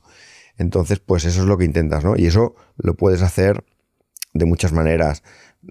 Tampoco necesitas dedicarle 10 horas a la semana siempre o de seguido, ¿entiendes? O sea, es algo que puedes hacer día a día, con conversaciones, ¿vale? Puedes hacerlo, evidentemente puedes hacerlo por la mañana, por la tarde, por la noche, puedes hacerlo en fin de semana, puedes hacerlo... ¿A ti te gusta estar en varios hilos a la vez? Sí, hombre... Hay gente que no, ¿eh? Gente que, A mí sí, a mí me es gusta.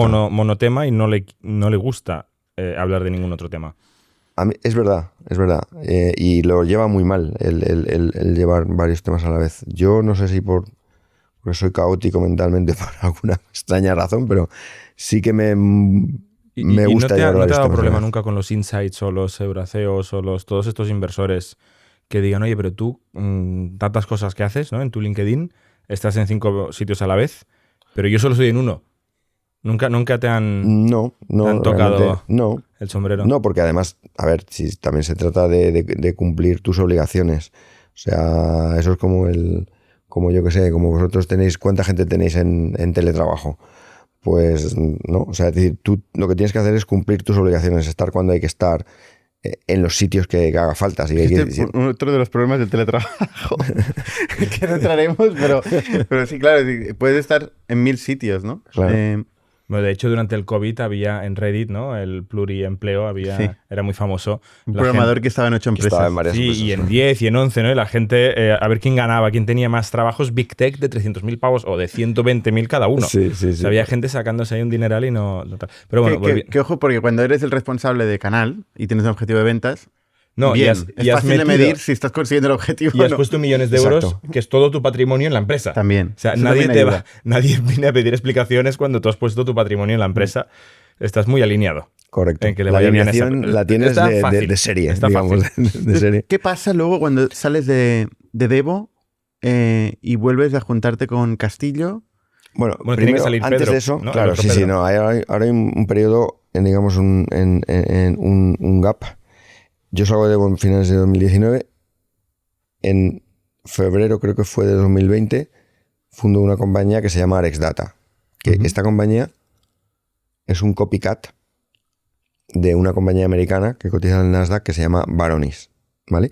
Y eso básicamente es una compañía de ciberseguridad en un espacio que se llama DSPM, Data Security Posture Management, que significa, básicamente, para que lo entendáis, es localizar los activos sensibles de la empresa, dónde está la información sensible, en ficheros, en Drive, en Google, en Microsoft, donde sea, ¿no?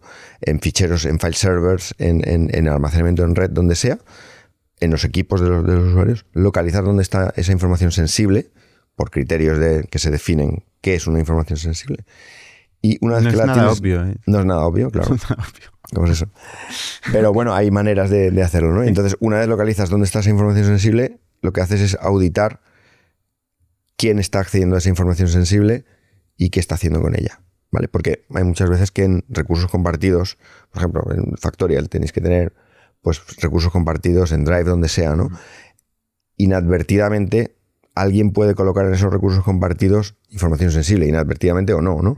Pero el caso es que en un recurso compartido que esté al acceso de mucha gente, puede haber gente que no debería estar utilizando, no debería tener acceso a esa información, ¿no?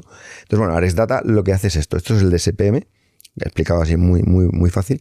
Y entonces una compañía que se llama Varonis, que cotiza en el Nasdaq, fundada en 2005 por ahí, era el líder mundial de esta historia, ¿no? Y entonces yo conocía esa compañía desde mis tiempos de Hermestel, ¿no? Y decía, este software realmente no es para tanto el hacer esto, ¿no? Es decir, este software es muy caro y muy complejo y tal, ¿no? Y desde entonces tenía en la cabeza, yo tengo que hacer un copycat de esta compañía. Su margen es mi oportunidad, ¿no? Exacto, correcto. Y entonces, en 2020 me encuentro, oye, pues he salido de Devo, de repente no tengo canal que cuidar ni nada, ¿no? Bueno, el canal siempre lo puedes cuidar, porque si no es para hoy, es para mañana. Exacto, correcto. El canal son amigos, normalmente es una relación de confianza y empleas el mismo canal para varias compañías, ¿no? Entonces, pues nada, entonces me dedico junto con una persona de Hermestel que se llama Alberto González, lo pongo, digamos, ponemos los dos a montar esa compañía junto con un developer que había de Virtual Sharp, de la antigua compañía Virtual Sharp. Nos ponemos a crear el copycat, ¿no? Y bueno, pues esa fue una de las cosas que hice al salir, ¿no? También, de nuevo, creación de producto. Eso pones tú ahí tu dinero, contratas un equipo, todo a pulmón. Eso es, todo a pulmón. Más o menos, ¿cuánto dinero? Bueno, pues ahí se trataba de pagar los sueldos De 3 personas. básicamente de 3 personas En España. en España. Eso es. ¿Durante ¿Vale? cuánto tiempo? Hombre, pues durante, pongamos 3 años, hasta tener un producto vendible. Medio millón de euros. Un MVP. Pues a lo mejor $500,000 o algo más, dependiendo de, ¿vale? Pero sí, a lo mejor en ese ámbito puede ser. Entonces, bueno. ¿Y era tan fácil como parecía construir este producto? Te diría que sí, en este caso, porque hay una persona que se llama Alberto González, que es un crack, que es uno de los cracks que tenía en el Mestel. Eso ayuda. Y eso ayuda mucho. Y El CTO. Y es el CTO. Y había otro developer que se llama Frank Quiroz, que también es muy bueno. Y entonces... ¿Quién no era el de frase? Esto es una... No, ¿O es otro? no. Vale. No, Frankie era Frankie Liucci, que era un italo-americano. Pero mira, eso es otra cosa que es otra de los aprendizajes de todos estos años. Equipos muy pequeños, de 3, 4, 5, 6 personas, pueden hacer maravillas, pueden hacer diabluras, pueden hacer challenge a monstruos. Y es una cosa que... Cada vez más, ¿eh? Cada vez más, antes de cada vez Copilot. más. Y de Exacto. Cursor y de Correcto. Lovable. Sí, sí. Pero yo ya lo he vivido varias veces y os aseguro que eso es así. O sea, eso, digamos, de cara al ecosistema español, los que tengan ideas, que se lancen y que se atrevan a hacer challenge, aunque a cualquiera. Y equipo porque más se pequeño puede hacer. significa rondas más pequeñas, menos dilución, o sea... Y más efectividad. O sea, a veces puede ser más efectivo un equipo de 5 o 6 personas bien alineadas que un equipo de 25, que no esté tan optimizado, digamos, ¿no? Y yo en general prefiero esos equipos pequeños, compañías muy lean al principio, y no meter dinero de venture o de cualquier otra procedencia hasta que estás preparado para escalar. Digamos, cuando hay que escalar, pues entonces ya a lo mejor Ya has demostrado es y la la manera valoración de... sube, con lo Claro. cual te diluyes menos por el camino. Correcto, ya Sí, es que- actualizas la Ese valoración. debería ser el ideal. Eso que acabas de definir ahora es como debería. Eso es lo que yo intento en cada ocasión, sí, Lo que correcto. pasa es que para hacer eso requieres cierto capital inicial, Claro, este medio millón... cierto pulmón y cierta experiencia, ¿no? ¿De dónde sale? La gente paga la inexperiencia muy cara en el mundo de la startup, ¿no? Claro. Las primeras etapas se diluye de una forma desproporcionada, Claro, comparado con la vida entera de un proyecto de 10 años, ¿no? correcto, es verdad. De esta manera se salvaguarda mucho pues el interés de los emprendedores Ujú. y del primer capital se queda bien, digamos, bien protegido, ¿no? Mm. Y luego cuando metes capital externo, pues lo metes en condiciones, probablemente puede ser mucho más riguroso a la hora de admitir capital externo, le puedes poner condiciones no tan draconianas, ¿vale?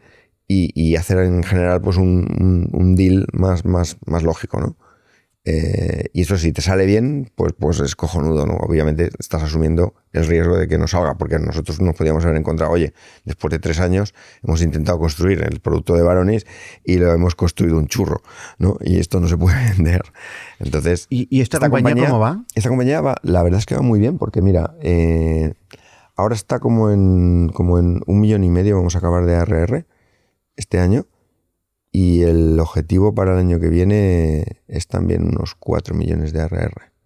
Aquí ha entrado también Pepe Sancho el año que viene. No del mes que viene. No, del año que viene, el 26, ¿no? Aquí ha entrado Pepe Sancho también conmigo y su mano derecha que se llama Juan Santamaría, que han levantado un fondo que se llama Hawk y que lo están haciendo fenomenal. La verdad que tenemos un alineamiento súper bueno. Y luego en este periodo también conocí a David Bernabeu y Citybox, ¿no? Y como también tuve pues el éxito de Frase, tuve otro éxito de otra compañía de servicios que se llamaba Hopla, y que también vendimos, una compañía, un integrador. Entonces me junté con Liquidez y entré en Citybox. Y la verdad que es un proyecto, como comentábamos, un proyecto espectacular. Que antes decíamos medio en broma que sigue siendo seguridad, pero te vas un poco de tu mundo. Sí. Que tú llevas toda la vida haciendo infraestructura tecnológica. Correcto. Y de repente estos son Citybox, por si alguien no lo conoce, son taquillas, ¿no? Para recibir pedidos de e-commerce principalmente o hacer devoluciones. Son lockers residenciales, digamos, que se meten dentro de los edificios, ¿no? Residenciales, ¿no?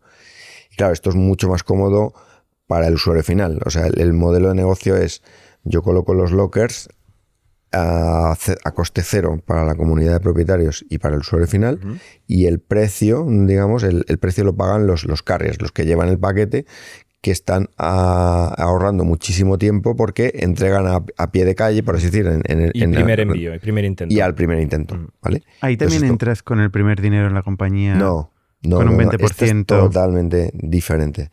Ese modelo es... ahí rompo todos los esquemas porque el proyecto me entusiasma, porque veo que hay una madera increíble en el founder, en David Bernabeu, y en el equipo. Por cierto, no ha venido en el podcast y... Yo pensaba que es curioso, sí. ¿eh? No, porque yo hablé mucho con él, no recuerdo dónde, y daba por sentado que era en el podcast. Pues tenemos que contar su curioso, historia. es súper curioso porque lo tenéis que invitar. Y a Pedro Castillo también lo tenéis que invitar. Y bueno, y el otro co-founder de Onum se llama Lucas Varela, que es otro absoluto crack. Un tío de 35 años que flipas con él. Entonces, son gente que puede aportar muchísimo aquí en este podcast, ¿no? Entonces, David Bernabeu es un personaje impresionante. O sea, cómo ha conseguido llegar a esto, pues partiendo de cero, porque básicamente este hombre partió de cero. Él estaba poniendo los lockers, él estaba, estaba haciéndolo todo, ¿no? Consigue llegar al CEO de Seur. Llegando al CEO consigue hacer un estudio de cuánto se ahorra y por tanto defenderlo de una manera bien basada, bien argumentada, y consigue establecer un precio, digamos, de por cada entrega, que básicamente es hacer un split al 50% con el ahorro que tiene el transportista. Y bueno, consigue hacer todo eso y muchísimas cosas más. La compra de Celeritas que comentábamos antes. Ahora hemos conseguido unos acuerdos con Amazon que son impresionantes. Contaremos la historia de Citybox con David Bernabeu si viene aquí a contárnosla. ¿Llegaremos a ONU? Venga. Antes de que nos echen de aquí. ¿Cuánto llevamos ya? Un rato. Pero me interesa mucho entender cómo te vuelves a juntar con Pedro Castillo y montáis Onum. Y la vendéis en 3 años por 300 millones, que es el cliffhanger que tenemos desde hace 1 hora y media. Con Pedro, con Pedro es que Pedro es un crack world class en todos los aspectos, a nivel de producto, a nivel de tecnología, como persona. Entonces, nosotros seremos amigos siempre, ¿no? Estaremos muy cerca siempre. Entonces, no es que si yo me voy de Debo, no es que digamos que se produce un gap en mi relación con Pedro, ¿no? Entonces, bueno, nos juntamos nosotros dos, empezamos un poco esta idea, ¿no? Y luego Lucas llevaba ciberseguridad en Caixa. Lucas había comprado Debo para Caixa, o sea... Era cliente de Debo. Era cliente de Debo. Digamos que yo hice esa operación con Caixa, ¿no? Como en la parte comercial. Y bueno, pues siempre habíamos estado muy, muy cerca también porque es un gran tipo, ¿no? Entonces, él deja Caixa y se pone también a emprender por su cuenta, ¿vale? Y poco después, digamos, un tiempo después, decimos, hostia, pero no tiene sentido que estemos aquí cada uno por nuestro lado, estábamos en cosas muy parecidas, vamos a hacerlo juntos. Y entonces hacemos un merge de la compañía de Lucas y de la de Pedro y mía. Y ya se forma Onum. Pero bueno, la de Pedro y tuya, ¿cuándo lo habéis fundado? Pues eso, en 2022, no me acuerdo. O sea, Pedro sale de Debo e inmediatamente fundáis esto. Sí, poco tiempo después de que Pedro salga de Debo. ¿Te llama él? ¿Le llamas tú? Sí, estamos en contacto constante. O sea, nosotros estamos, estamos muchas veces juntos y entonces pues enseguida dijimos, oye, esto que están haciendo, este tema de optimización de datos que nosotros hemos vivido tan de cerca, porque al final nosotros teníamos una plataforma de analytics, hay que ir y conocíamos esa problemática, ¿no? de primera mano, pues hay que ir a por ello, ¿no? Hay que ir a por ello. Ya también teníamos el ejemplo de Cribel. Entonces, pues es ¿Y un, quién tiene el un terreno know-how claro. técnico para construir este producto, ¿no? Porque tú ves que hay que hacer esto, pero ¿quién lo construye? Hombre, tenemos un equipo de gente. Tenemos un equipo de gente cercana y tenemos las ideas muy claras también. O sea, la tecnología que se había construido en Devo. O sea, en Devo había mucho know-how de cómo se tratan los datos en tiempo real, ¿vale? De las arquitecturas que funcionan, de las que no funcionan, ¿vale? Entonces, básicamente, pues no es necesario mucha gente para empezar. Es decir, con un equipito pequeño ya se empieza, ¿vale? Después se añade Lucas. Lucas añade muchísimo conocimiento otra vez, ¿no? Es técnico, Lucas. Lucas es Y técnico, Pedro es el CTO. Pedro también es técnico. Pedro también es técnico. Tú eres Pedro es medio, más de producto. Tú eres técnico comercial. Correcto. Yo soy un técnico evolucionado a comercial, si quieres. Como queremos. Son espacios muy técnicos. O sea, tampoco puedes vender si no entiendes. Claro, todo el mundo tiene que Claro. ser técnico aquí. Claro. O sea, el menos técnico es muy técnico. Tienes que entender bien la tecnología, si no, difícil, ¿no? Entonces, al final vamos juntando un equipito. Al principio éramos 7, 8 personas. O sea, no éramos muy pocos, ¿no? Pero bueno, ya conseguimos el cheque.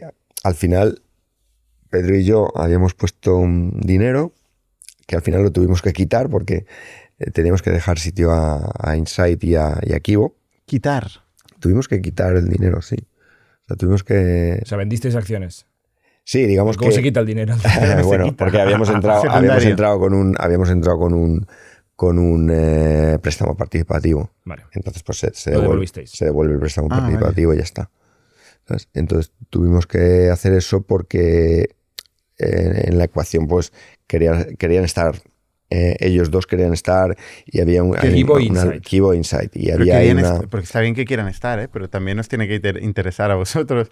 Que entiendo Pero que... a nosotros también nos interesaba que estuvieran los dos. Kivo son súper amigos. Es un fondo que, bueno, no sé, no hay palabras para describir. Sois sus empresas favoritas. ¿Eh? Correcto. Siempre que Kivo habla, sale Devo y Onum.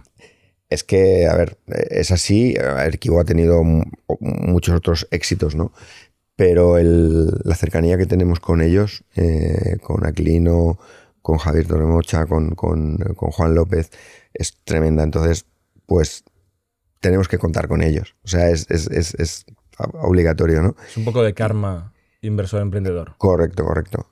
Ellos tienen una mentalidad muy pro-founder y con ellos todo es muy, muy fácil, mucho más fácil que con Insight, por ejemplo, ¿no? Pero aún así también arrastráis a Insight. Pero tiene mucho Ahora dinero. estamos en Insight. Insight, No es pro-founder, ya. pero tiene mucho dinero. Cada uno tiene lo que Cada uno tiene. tiene algo, ¿no? Entonces, pues Insight pues, lo metemos también por eso, ¿no? Porque al final es el ancla en Estados Unidos y eso, ¿no? Entonces, pues nada, o sea, nosotros retiramos el dinero nuestro y les dejamos el espacio, hacemos el encaje de bolillos para que todo el mundo esté O sea, contento. sois 3 founders y 2 VCs. Sí. Y nada, y empezamos ya con el primer cheque de 11 millones que nos dan, entonces ya sí que comenzamos a contratar gente. Día 1. eh, 11 millones día 1. Sí, básicamente, digamos, no día el uno. pedigrí que teníais. No día uno porque ya estábamos en ello, porque ya habíamos empezado con el dinero inicial, con los préstamos participativos usasteis. iniciales que no utilizamos, pues ya habíamos empezado, pero luego llegan ellos, ponen el dinero y ya, pues bueno, pues ya nos retiramos el nuestro. Pero no había nada validado para entendernos. No, O sea, el que va, equipo. que va. Estaba validado el exacto, equipo fundador. Exacto, nada más. No está mal una ronda de 11. y la idea. Quieras que no es una valoración de 50, 70, 100, ¿no? En ese rango. Correcto. O sea, Es una buena valoración es una buena para valoración. una seed. Sí. O una pre-seed. Totalmente. ¿Más 50 totalmente. o más 100? No, pongamos por ese orden. No, porque 100 fue la siguiente ronda. No, ese fue 50 100. sería. Sí, pongamos ahí. 20% de los VCs. Sí. Y entonces, pues nada, comenzamos a desarrollar el producto, comenzamos a hacer equipo ya mucho más fuerte, ¿no? Y luego en finales de 2023 ya empezamos a presentar el producto en público y comenzamos a levantar la siguiente ronda. Y Todo esto sin vender, ¿eh? todo esto sin vender todavía. Realmente las primeras ventas llegaron justo con la ronda. Hicimos unas ventas primeras también a finales de 2023. Y ya con eso, por así decir, nos lanzamos a por la siguiente ronda. ¿Vale? Y bueno, pues conseguimos que entrara Down Capital, la ronda de 30 millones, y fue una muy buena... Asciende Premoney. Eso es. Y eso era febrero del año pasado. O sea, del 24. Del 24. Hace un año y medio ahora. Hace un año y medio. Y nada, pues entonces estábamos... Y ahí os ponéis a vender. Ahí ya sí que empezáis a vender. Sí. Ya habíamos hecho las Pero primeras ahí ya sí ventas. que empezáis Las a primeras escalar. ventas ya las habíamos hecho a los... ¿A cuánto? ¿Es el española o una Delaware Company? No, habíamos hecho una redomesticación a Estados Unidos. O sea, empezasteis con SL española y la redomesticasteis a Delaware Company. Correcto. Y Devo también. Debo también. Es Debo raro también que hicimos lo no mismo. lo empezarais directamente ahí, Sí. si ya habíais hecho el camino, que es un palo ese camino. Es totalmente cierto Es lo que caro. dices. Sí. Es totalmente Ha habido un cierto. poco de regrets. Sí, Arrepentimiento. realmente no teníamos que haber hecho eso. la vagó Creo- de Zubin. siempre hay doble ventajas e inconvenientes, pero en este caso yo creo que podríamos haber incorporado directamente. Pero bueno, no pasa nada. Bien, Lo por hemos hecho, lo hemos el hecho abogado bien. que os ha cobrado el tema ya está, ¿no? No Sí, tiene no, mucha más complejidad. Cuando vendes por nuestro 300 abogado. millones de euros, todo Lo esto- arregla todo. Lo arregla todo. Mira, no, Porque, nuestro- por crecer en este valor, os hubiera llevado años. claro. Y, O sea, y por ¿no? supuesto. Estando por a supuesto. 3, Por 6, supuesto. para llegar a crecer a 300 millones, valor líquido de compañía. Nos Hostia. hubiera llevado tiempo y todo el riesgo que ello Claro, y dilución. implica, ¿no? Dilución, muchos quebraderos de cabeza, porque ya estábamos empezando en Estados Unidos, ya llevábamos este año, ya habíamos iniciado, ya teníamos gente en Estados Unidos, ya estaban empezando, digamos, a surgir las dificultades del mercado americano en todo su esplendor. Y estamos en un ¿vale? momento de mercado complicado. Estamos en un momento de mercado complicado. Es decir, esta montaña, este Himalaya, que es el mercado americano, que yo ya me he enfrentado a él ya como 4 o 5 veces y... ¿Y cuál es la en todas- conclusión? ¿Cuál es el playbook? O sea, para la compañía 28, ¿cómo lo vas a hacer? O sea, yo creo que la conclusión es que a ver, la conclusión es no hagas empresas para el mercado enterprise. Intenta... Y no vayas a Estados Unidos. No, es que Pero ¿cómo que no? Pues si es te complicado. ha ido bastante bien. Exacto. Ya, O sea, Enterprise. vaya consejo. No te lo a ver, compro nada. No, pero yo sinceramente te digo que yo si puedo evitar, digamos, que las compañías donde participo y las que tengo ahora mismo entre manos, que creo que van a ser buenas, si puedo evitar que esas compañías se creen o se conciban pensando en el mercado enterprise, te aseguro que voy a hacer todo lo posible. Pero todo el dinero que has ganado, casi todo, ha sido vendiendo a empresas enterprise. Por eso lo odio tanto. Es decir, que... Pero No, es que a lo mejor si no hubiera sido el mercado enterprise hubiera sido mucho mejor. El mercado enterprise, no. el mercado enterprise es muy complicado porque yo creo, o sea, mi conclusión es un mercado menos objetivo, Político. más politizado, donde no vende el mejor, sino el que menos riesgo supone para el cliente final o para el que toma la decisión. Menos Es meritocrático. decir, una frase famosa en nuestro entorno de Enterprise es: a nadie lo han despedido por comprar IBM, Sí. por ejemplo. IBM, ¿no? Oracle, ¿no? Hay Oracle 3 o 4 marcas. exacto.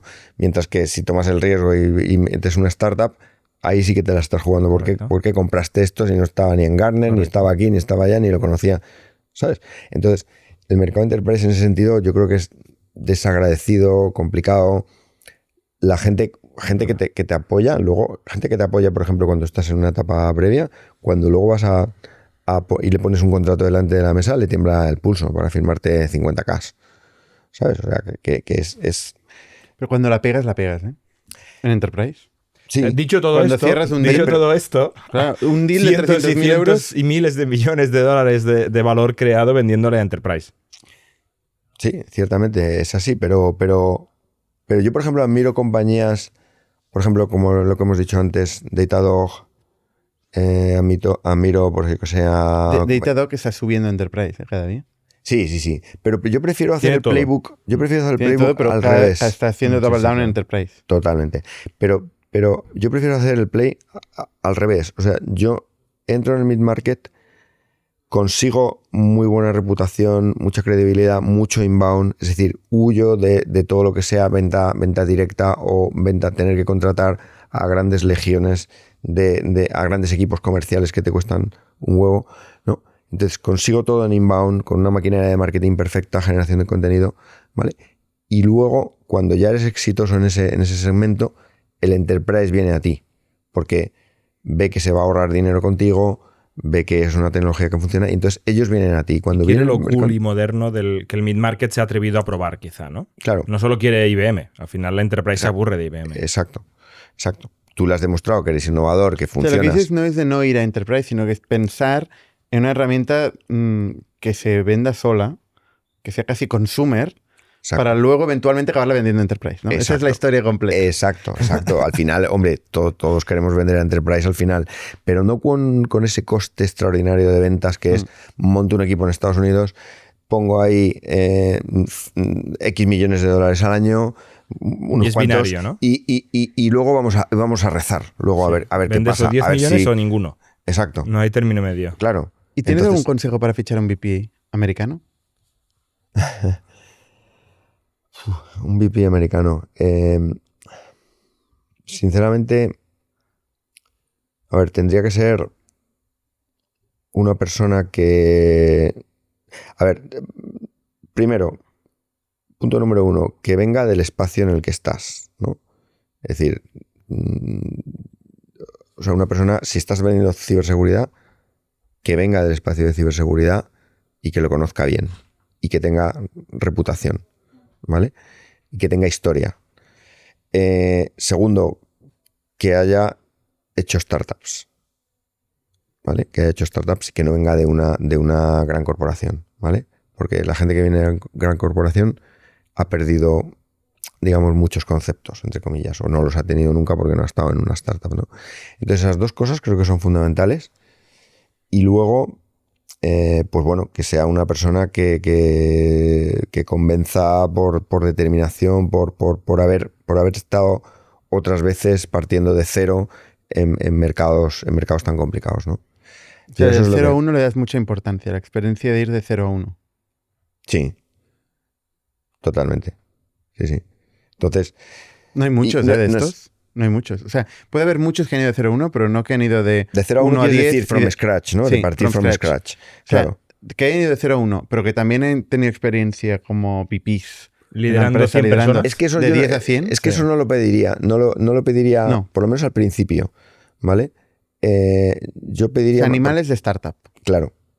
Animales de startup Para y ir que, de 0 a 1. americanos. Para ir de 0 a 1. y que conozcan el espacio bien. O sea, que Y hayan, luego que para ir sean- de 10 a 100. ahí ya es otra cosa. Ahí ya sí que pinta tiene sí ese que vas a VP? buscar gente con experiencia que lo haya hecho antes, obviamente, y que sepa, pues, que tenga network, que sepa que pueda contratar a un equipo fuerte. Pero si- eso es lo que has dicho que no si te es el molaba. caso. Eso es lo que Claro, has dicho que no te molaba. Es que eso no me mola nada. O sea, eso es muy complicado. Pero tú O sea, estás más en el 0 a 1 en general. Claro. O sea, tu vida es en el 0 a 0 a pocos. 1. 0 a 0 a pocos. 1 y vender por 300. Sí. Es un buen playbook, ¿eh? Sí. Sí. Varias Sí, veces. Varias veces. Además, no. ese 20%. playbook es 20% de una empresa, unos cuantos millones de facturación, venta, siguiente. Exacto. Si Y se puede sigues repetir. en eso ahora. Sigo en O sea, ahora has eso, vendido sí. Onum, ¿te quedas ahí? ¿Estás Me trabajando en quedo, Onum? me quedo durante unos Estás en meses. CrowdStrike. ahora Estoy mismo. en claro, CrowdStrike. correcto. Estoy en CrowdStrike. Sí. Y ahora me quedo unos meses, pero mi labor se va a acabar rápido. En la porque- gran corporación que no innova y todo lo que has dicho antes. No, y que Las básicamente... razones por las cuales compra y no construye, ahora Sí. es tu trabajo. Claro, pero Alliances and Partners. Es tu Exacto. título. es mi título, es donde estoy. Digamos que reporto al director global de alianzas y canales. Pero que mi misión, al contrario que la de Pedro y Lucas, que es una visión bastante más larga, porque ellos sí que tienen que hacer el handover de tecnología y producto y tienen que procurar que eso, pues, al final sea rentable para Lo CrowdStrike, amorticen. ¿no? Que lo amorticen y sea muy rentable. Pero en mi caso, o sea, CrowdStrike es una maquinaria de ventas extraordinariamente No le va mal. engrasada. No le va mal. Muy buena. Y Bueno, además, bueno, ¿Y cómo es CrowdStrike por dentro? pues mira, CrowdStrike es una compañía que ahora que la conozco mejor internamente, entiendo bien por qué vale 130 billion y por qué... bueno, no lo entiendo bien todavía, pero quiero decir, estoy empezando a entender mucho mejor por qué vale 130 billion. Es una compañía que realmente en ciberseguridad es un líder absoluto. Está compitiendo con Microsoft, está compitiendo con Palo Alto y con algún otro player más, pero realmente CrowdStrike proporciona una protección end-to-end al cliente, ¿no? No solamente detecta las amenazas y le puede decir al cliente lo que tiene que hacer, sino que también puede hacerlo. Es decir, que cierra el círculo y realmente puede detener la amenaza. Puede detener la amenaza con sus propios medios, digamos, ¿no? O sea, no simplemente da instrucciones, sino que lo puede hacer, ¿no? Entonces, esto es muy importante. O sea, decir, proporciona peace of mind a sus clientes. Es caro porque digamos que este producto, digamos, se vende caro, pero creo que en el mundo actual donde la ciberseguridad es tan importante y estamos viendo casos sangrantes todos los días. Ayer no lo hablamos, pero es muy interesante lo que pasó ayer. No sé si lo visteis, de Anthropic. Anthropic publicó ayer por la noche, horario español, un caso en el cual Anthropic había detectado que se estaban utilizando sus modelos para hacer un ciberataque coordinado a 50 de las organizaciones más importantes del mundo, entre empresas privadas, centrales energéticas, agencias gubernamentales, usando Claude, usando los modelos de IA de Anthropic para hackear y un poco diciendo, ya les hemos quitado acceso a estos gobiernos, ¿no? Malos que estaban atacando nuestras entidades y la gente les amenazaba diciendo, oye, pero para el modelo, ¿no? Desenchufa la AI, que la AI se está volviendo demasiado peligrosa. Entonces Anthropic diciendo, no, necesitamos tener la máquina enchufada porque así los buenos, como vosotros, ¿no? Pueden utilizar la AI para luchar a los malos, que obviamente ellos cobran a los dos, cobran al malo y al bueno. O sea que ya le interesa mantener la máquina enchufada. Pero que está cambiando el mundo de la ciberseguridad. De hoy para ayer ha cambiado. Totalmente. De manera significativa. Total. Una de las partes más importantes de CrowdStrike es lo que se llama Threat Intelligence, que consiste en realmente ir siguiendo las actividades de todos estos grupos de hackers o de piratas, ir siguiendo pormenorizadamente lo que están haciendo, ¿vale? Como CrowdStrike tiene tanta información de tantos endpoints, de tanta información que entra, ¿no? Realmente tiene los datos necesarios como para tener el mejor threat intelligence del mundo, ¿no? Y por tanto saber qué es lo que están haciendo, dónde lo están haciendo, porque también geográficamente también importa mucho. ¿Dónde están geográficamente? ¿Dónde están? Bueno, ¿dónde están? A veces, ¿dónde están?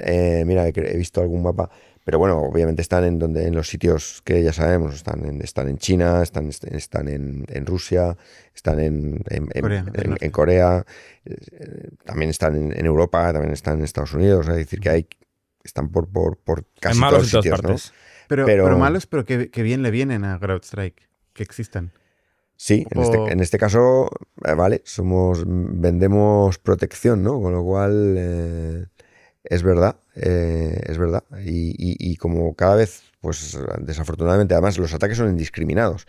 O sea, ya sabéis que los ciberataques, digamos, ahora mismo es posible comprar un ransomware as a service, ¿vale? O sea, con una tarjeta de crédito tú puedes ir a una plataforma que te vende un servicio de ransomware. O sea, tú le das, a partir de ahí le das unos objetivos, lo que sea, y pones un ransomware a funcionar. O sea, con esta facilidad todo el mundo está bajo la gente de ciberseguridad me da unas bajonas, luego me quedo paranoico. Siempre. Un poco, pero hay que ser consciente de esto. Mejor hablar de Big Data. Big Data basada en el miedo. Sí, no, pero es como seguro de vida, cuando te llaman para decirte que te vas a morir. Exacto, es un seguro. Es un seguro. Correcto. Es una protección. Sí. Muy bien. Oye, Pedro, Pues es que estaríamos aquí horas, ¿eh? Porque Sí. tu experiencia da para muchísimo, ¿eh? Te preguntaría sobre qué aprendizajes de consejos. Yo quiero pedir una recomendación, que lo hago siempre últimamente y no quiero que hoy sea excepción, aunque llevamos aquí 2 horas. Libro, inspiración, película, podcast, algo que a ti te inspire y te ayude a aprender para compartir con nuestra audiencia y con Bernat y conmigo.